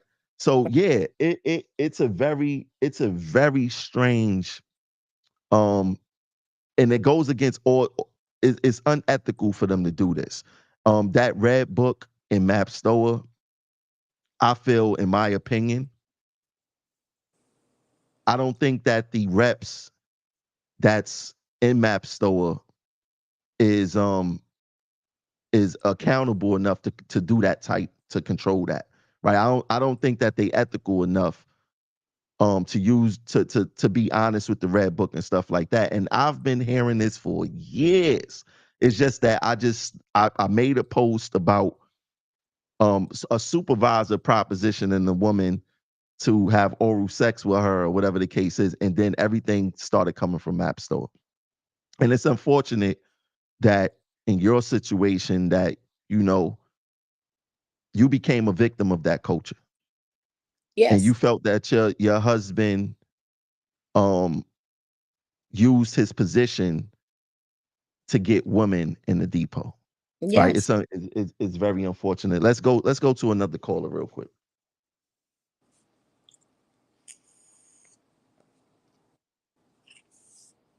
Caller 9291, you now live on Progressive Action TV. What's your name? Where you calling from? Hey, I'm calling from Manhattan Bus Depot, bus operator. How you doing? Quill Depot. What's going on? What's on your mind, bro? How you doing? How you doing, Michelle? Hi. I just wanted to say, she right on point. I've been in the depot 10 years, and I have a bus operator friend that's there, and she told me that Richie Davis came at her and gave her an offer. Like, you don't want to drive no more? You tired of driving? And she was like, yo, he came at me sideways. What should I do? I'm like, yo, I don't know. But it do happen. I see it a lot. A lot. I had people come in that's new. There's bus operators. They get the days off. You're on the extra list. You're saying y'all already getting bumped down. You clearing. I got 10 years. I'm clearing at 4 o'clock in the afternoon. This person clearing at 12 or 1 o'clock. That don't make no sense. So it do happens a lot. So she right on point. So that's all I got to say. Let me ask you a question though. Like, so what be the morale in the depot when people see these things? Like when they see new people come in, specifically women, get better days than the people that's in there. What's the morale in the depot? Like, do y'all speak amongst each other about, yo, this is messed up and things of that nature? Yeah, we speak amongst each other. Like, it's messed up. But a lot of guys, like me personally, I don't do overtime. I never did overtime throughout my whole career. So they don't have nothing on me. But people speak upon it, but they don't want to say nothing. They don't want to mess up their overtime or try to get their days off or anything. It happens frequently, and they have something called, like, when they have the newbies come in, like the union take them up to the room and they groom them. So they have them there, they teach them what they want to know, they, get them, so it goes on a lot. I've seen it with my own eyes. I've seen these dudes, like some of the operators don't even do nothing. They just come in, they have runs, they report, and they sit in the yard on the crate all day, chilling, doing nothing. Now, like, I know who she messed with. I know who she messed with. In the union. So now when it goes, I don't say nothing. I just come in and do my time, Got it. So let me ask you, you said that Richard Davis, the president, propositioned a woman to like if she don't want to drive the bus. What was the alternative if she didn't want to drive the bus? He just said, listen, just if you don't want to drive, just come, come see me, And I was like, she was like that wasn't the first time he came at her, So she was like, oh, what you think I should do? I was like, just tell me you don't get down like that, Oh, so but it was a sexual proposition. He just said, if you don't want to drive no more, just come see me. So that's what she told me. Like, I don't know what else he told me or whether she was telling me the whole thing, but she said he gave her an offer. Do you want to drive or you don't want to drive? Yeah, I get it. Yo, yeah. Well, I'll see you at the rally tomorrow. I'll be there. I appreciate it, man. Let me know who you are when you see me. All right. Appreciate it. I will do. And I got some more heat for you, but I want to see you face to face. All right, thank you. See, Pete, look. So, Michelle, let me ask you a question. He said that Richard Davis approached this woman and said, if you don't want to drive the bus no more, come see me. And that woman felt so uneasy that she felt the need to tell somebody. What do you think what do you think he meant by that? I'll create a position for you. He's the president now, right? Yeah. He could put you somewhere. You ain't got to drive a bus. You want to go downtown and work in childcare? Yeah, but what's the exchange? What's the exchange? The exchange would be whatever I give you, you're gonna have to give me something. I'm quite sure it has to be something sexual. That's crazy. What Let's would get to it. offering on a job to say that you can't drive a bus, but you're gonna make that same salary. Yeah, that's pretty wild. See, and it's the thing that they misunderstand, and they thinking that just because people is not being vocal about this, they think that it's not prevalent. Like this guy just called in and he basically said, this is the talk in the depot, and I'm telling you, people messaging me, a lot of men too, few females, but this is a male-dominated job. A lot of men is contacting me and saying, I am so happy that you're talking about this, right? So I believe that there's going to be a culture shift in Map Store, especially if you have an outside investigative agency that could swoop in and really investigate this union. They're going to be in trouble, including the president. Let's get to the next caller. Caller 6719. You now live on Progressive Action TV. What's your name? Where you calling from? Hello? Yes, you now live on Progressive Action. Hello? Yeah, what's your name? Where you calling from? I'm calling from the Bronx. I'm actually an operator at Gun Hill Depot.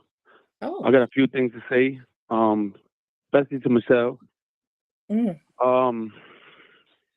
First of all, for her to say that Brown is a racist is a false statement.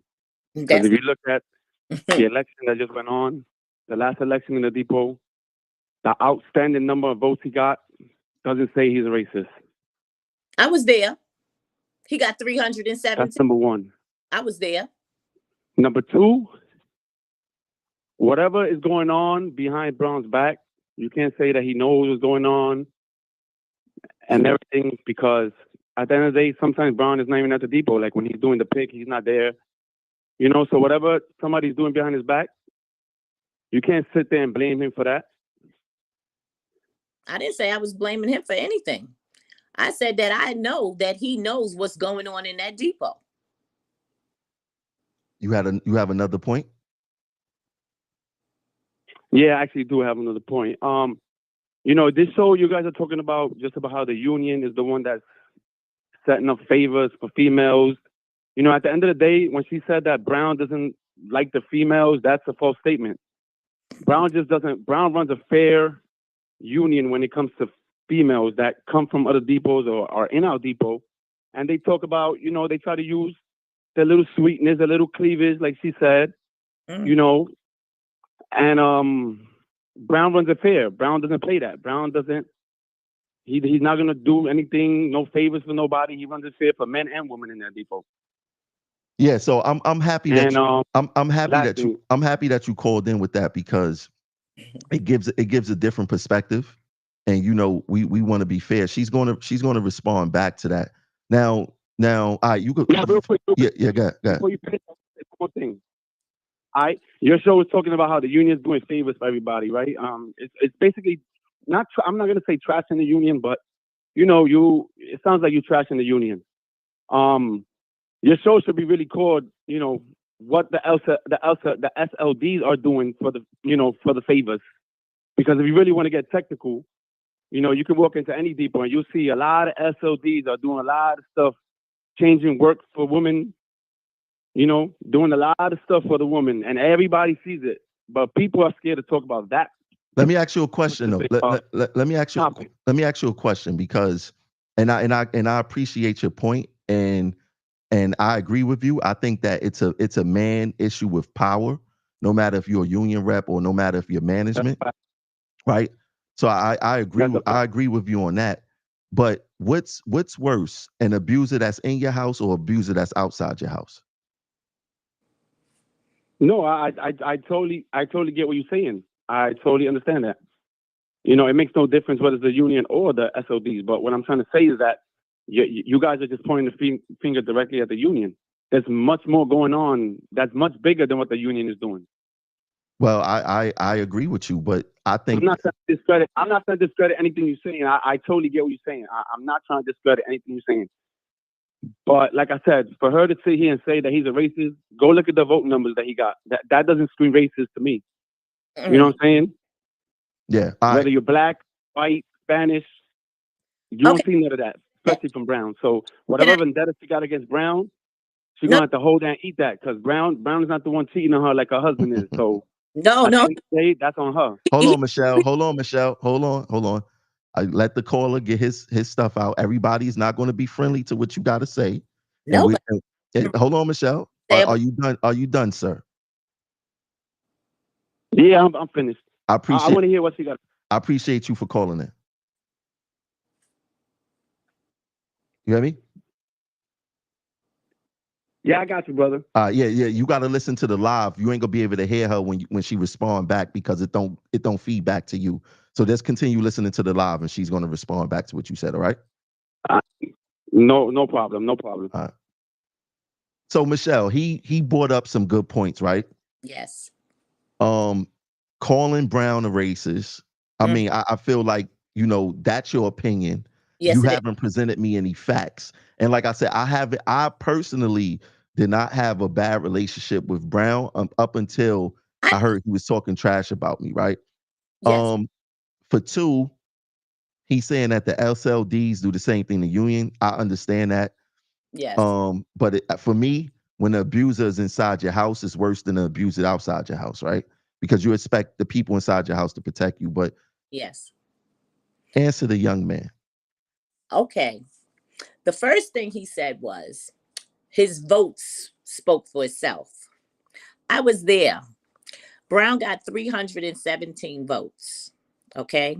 Yes, the depot voted Brown in as chairman because, yes, Brown is about the book. Okay. He knows every ounce of the contract. He's going to play fair when it comes to the members and saving their jobs. Okay. That has nothing to do with racism. Okay. That's my personal opinion. Yeah, the people voted him in because they wanted change. Angel was there for many, many years. And Brown was trying to get in, but Angel wouldn't allow him to come into the union while he was still a chairman. Okay? So, yes, he did win by 317 votes, and I was present. Because that's when Mr. Leon Harris became vice chairman. Okay? Now, the second part of him saying, he's a good guy. Yeah, he's a good guy because he knows the book. He knows what he's doing. And that's the kind of person you want on your team to represent you when you got to go into a disciplinary hearing. Yeah, of course. I wish people could see my texts right now. I am getting, oh, this is going on in Quill. This is going on in this depot. This is going on. My text is through the roof right now. I'm glad that y'all tuned in. And Michelle, these phone lines, I never had a guess that so many callers called in. Right? We're gonna start there. They want to ask you questions. So let's just clear the lines. Let's get through the questions and let's see what they got to say. Okay. Caller 2220. You now live on Progressive Action TV. What's your name? Where you calling from? My name is John McDonald, aka Big Mac. I broke Michelle in back in the day, and she followed me numerous times. I knew her and Leon. Getting to the point with this whole thing, this thing with the fraternization has been going on. I had 29 years when I left. It's been going on from day one. The only difference is back then, people stayed in their lane, but the people that are fraternizing, the women who are partaking now, some of them get a little rambunctious, and they're showing their face around the depot when they should have their behind home. But getting to the crux of the thing, it ain't just the union having this problem.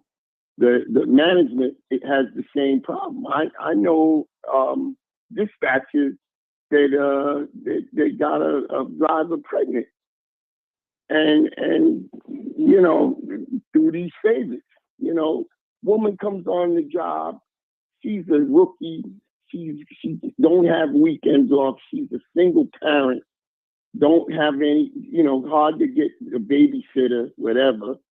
So she's gonna throw it out. going out there to get that time off, you know.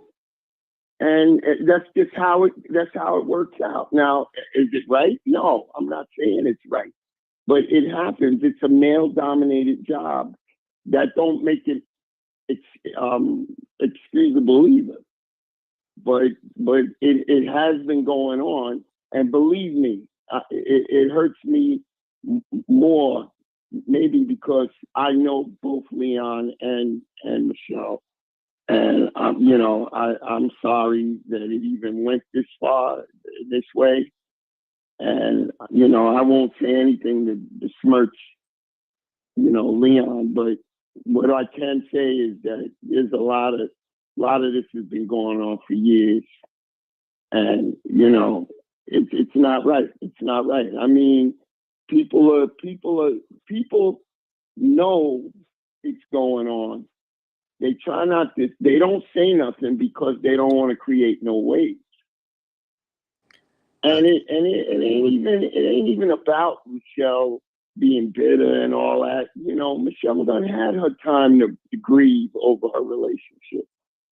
So what she's doing is correlating with what's going on with your show. You all are presenting facts about what's going on, and the facts you're presenting has been going on for years. That's what I gotta say. Michelle, stay strong. I love you, girl. Tramel. And yeah. Hold on, so hold on one second, bro. She wanna say something to you. I'm gonna have to translate the message to you. No. Remember when I said I wish somebody from Gun Hill Depot would call so they could tell you exactly. So now this gentleman here knew and knows me before I even married Mr. Harris. Before he just ask him if he changed since he got into the union. Ask him. She want me to ask you, did Leon change when he got into the union?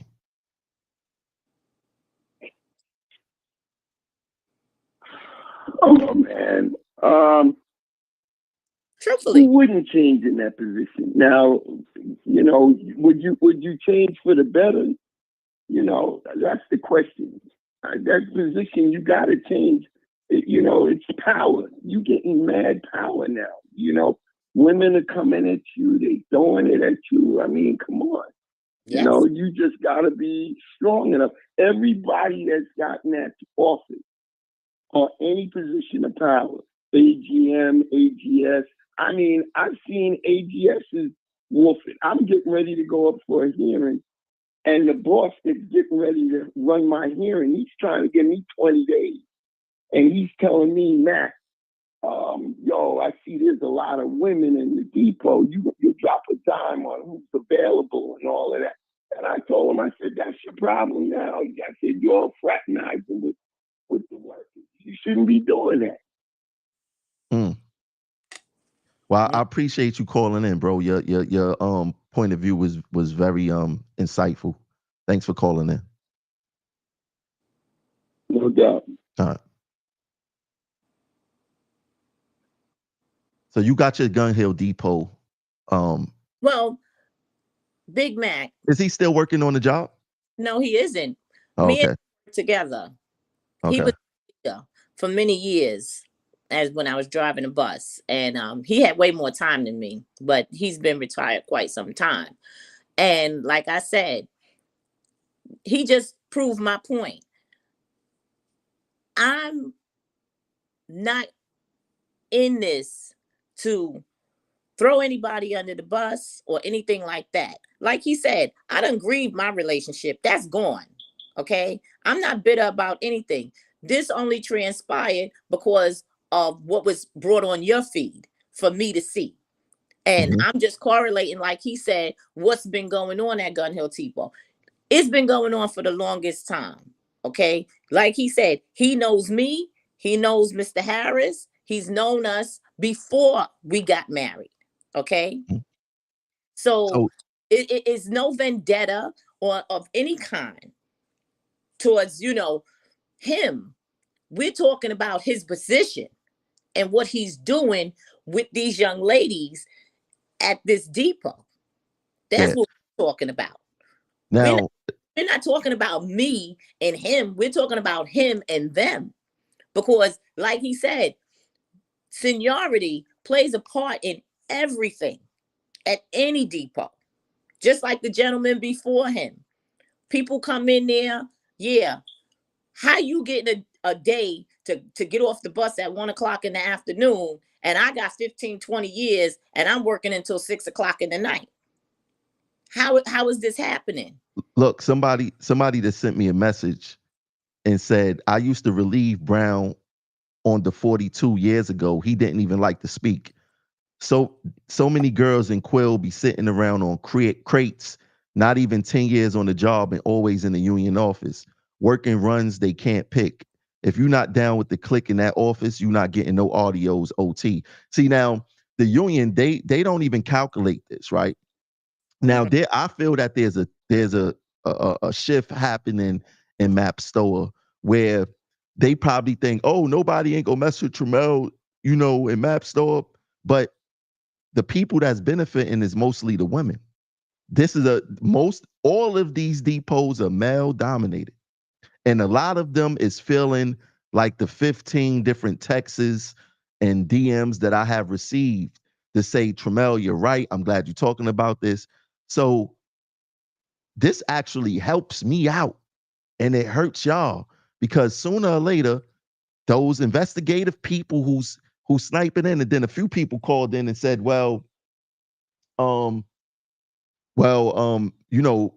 dispatchers and supervisors is doing this too.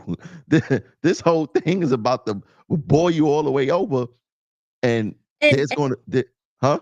And as you say that with dispatchers, where do you think the dispatchers get the information from to give these people a change, or if they call on the phone? They get it from the union reps. They get it from the vice chairmans and the chairmans. Okay? They call them. I've seen it. I've seen a dispatcher call my husband. Oh, yeah, this person is going to be late. What should I do? Oh, well, just put him down as a change of assignment. But what's wrong with that? Give him a change. What's wrong with that? And what's wrong with that? Why? If you know you're not going to be to work on time and your run is going to go out, your run just goes out. Listen, I can't stand with you on that one. Listen, if it's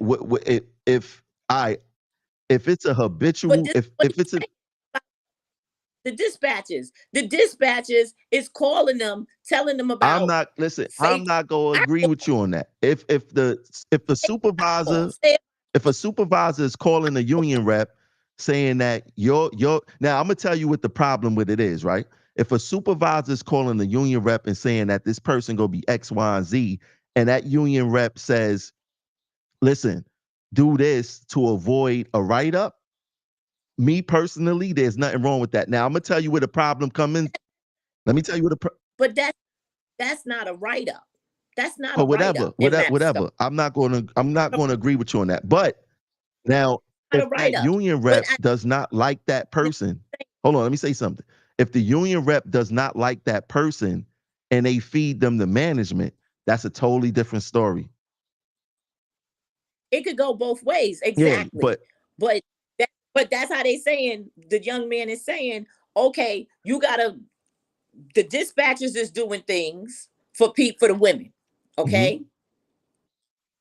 The union is doing things for the women, mm-hmm. But it's a whole circle there because they all interacting together. The dispatchers, they hang out with the union reps, and the bus drivers, they hang out with them. They all friends in the whole system. They all mm-hmm. friends. Okay. So if I'm a woman and there's a dispatcher and I might have liked him, I call him on the phone and say, listen, I ain't gonna be able to come in tomorrow. Okay, what can you do for me? Yeah, of course he's gonna say, all right, well, I'm gonna put you down for such and such, and we'll discuss it when you come in tomorrow or whatever. Going around the union, you could do that. Management don't want you to do that, and the union don't want you to do that, but they do it all the time. And this is how bus operators hook up with dispatchers. So it's the same thing with the union. Got it. They same thing. Oh, call it. Let's get to this next caller.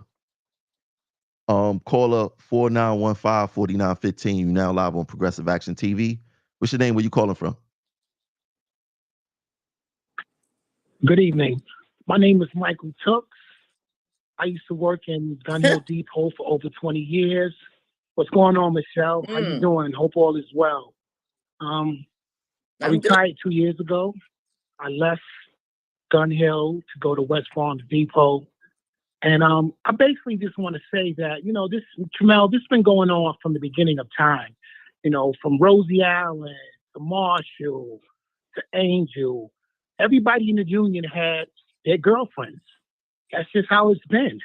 The problem I had is if I have more seniority, and if I'm working a list or I pick a run or whatever the case may be, and I'm seeing that an operator with less time than me is getting off early, or I want this day off, I couldn't get this day off, but they're in the book. That's the problem I had. But it's been going on from the beginning of time, and it's going to continue to go on. I'm sorry to hear about what happened with Leon and Michelle. I thought they were still married. I thought, I knew them for years. They was like, I guess the perfect couple, but I guess everything comes to an end. Is it a possibility that he changed once he got into the union? It's a possibility. I don't know. I really can't say. But this has been going on for a long time, Tramel, a very long time, very long time. Thanks, Michael. I appreciate you for calling in and providing more clarity. You're welcome. Thanks. Take care, Michelle. Thank you. So, see, he basically Michael made the point of the reason for this show, right? Yes.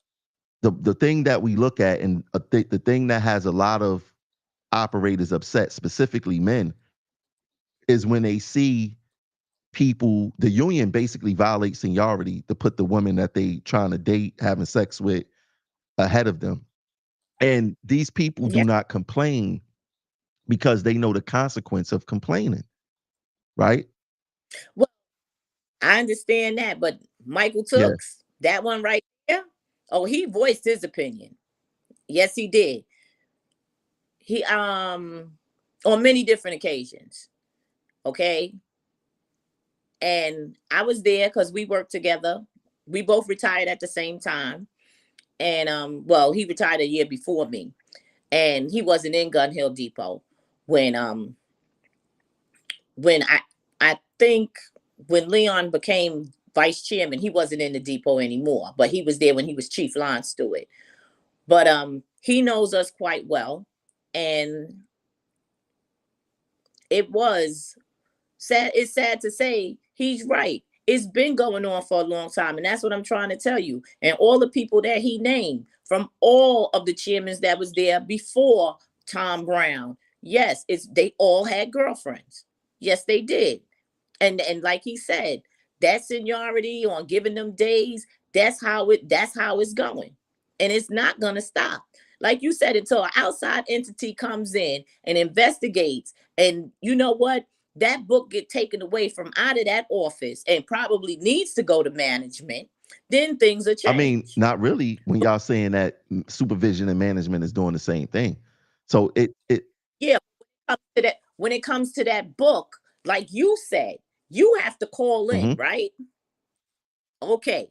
Well, I don't know in everybody's depot, but in Gun Hill Depot, either you call in or you stand online and come into the office to get your day.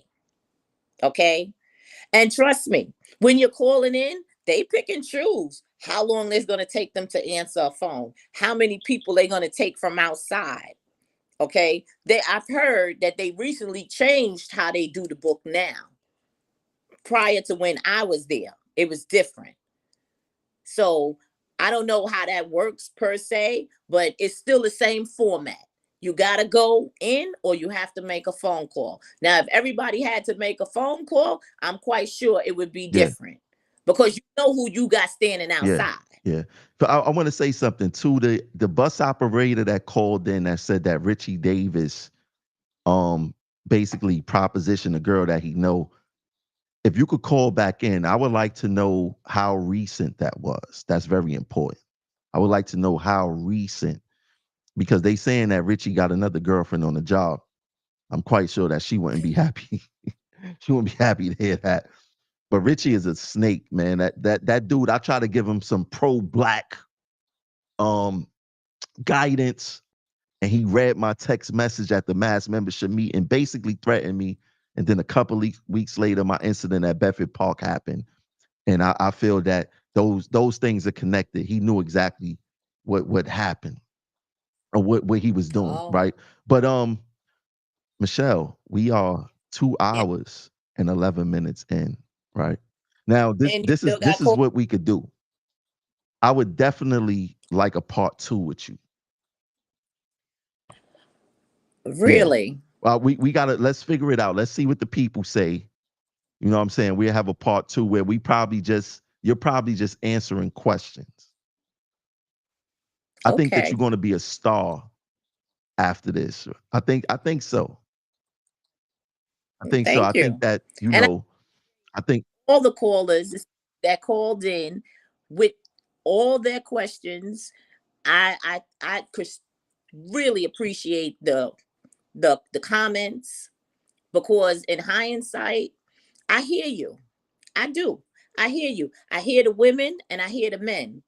And I appreciate that they can tell their truth, and they can tell it to me to say, like the young lady said, listen, move on with your life. Do this, do that.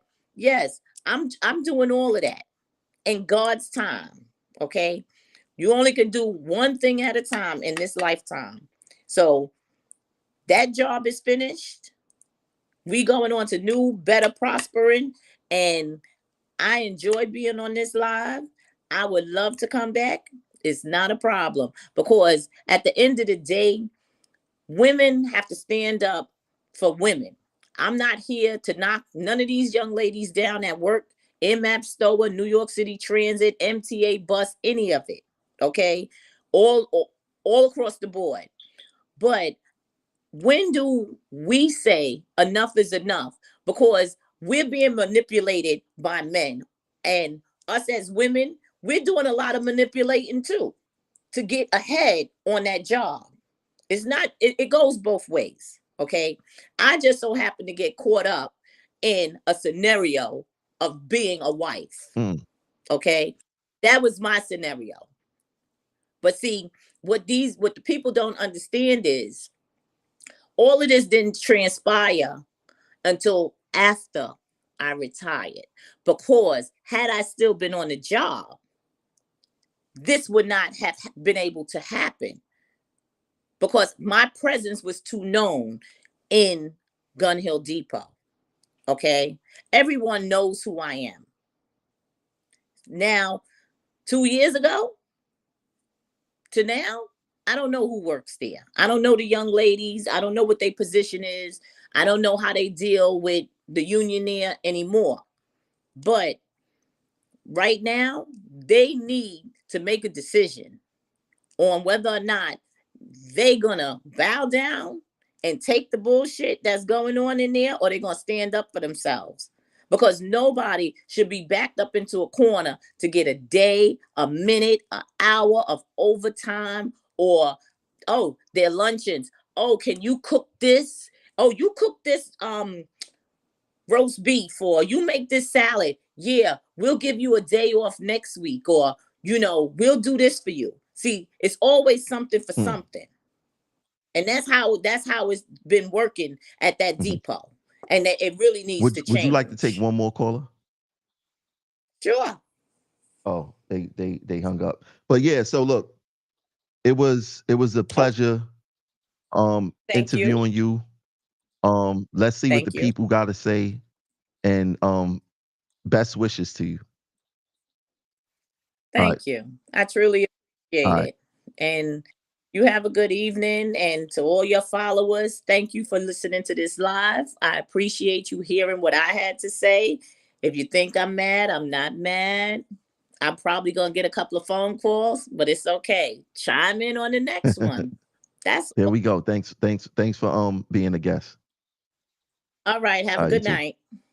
Man, that was messy. That was messy. I don't be wanting to get into people, personal situations. If I wanted to be messy, I could have asked a whole bunch of messy questions. But the object of this live was to show how people in union positions use their positions to proposition. We're gonna make that a saying. Using your position to proposition. It's a lot of unethical behavior, and as you heard from other callers, not only the union is involved with this, but also supervision and management. With this seems to be a systemic issue going around in this particular at this agency, right? Let's just call it what it is. At this agency, there seems to be an issue with that. Now, while I continue to have you guys' attention, tomorrow we're going to be here at 2 Broadway. That's tomorrow, May 1st, 12 p.m. at 2 Broadway. Be there at 11 a.m. Don't meet me there. Beat me there. Beat me there tomorrow. It says 12 p.m., but be there 11 a.m. That's where we're going to be tomorrow. And to Leon Harris, you could hit me up. You could message me if you want to rebut anything, or you feel like she wasn't telling the truth or whatever the case is. You could tune in. You could be a guest on the show too. I would give you the same platform to express yourself. What else I want to say regarding this situation? Make sure that you guys hit that Cash App, $ Progressive Action 100, $ Progressive Action 100. Matter of fact, I think I could put this on the show. If you guys are watching me on your TV right now, you could scan the QR code that's on your screen right now. You can scan that QR code that is on your screen right now. Scan that QR code and donate directly to the show. And man, this was a crazy interview, but I'm gonna tell y'all this, man. There's a problem in Map Store, and the union administration have miscalculated this for a long time. There's a lot of angry, upset people out there who do not like the union practice of seeing people with less seniority than them sitting in the office doing whatever while they out there doing the work, getting off earlier, not getting days off. That is a problem that the union is going to have a hard time trying or attempting to rectify. And we are going into an election year. This is going to be very interesting. But thanks for tuning in to Progressive Action TV. Catch you guys later.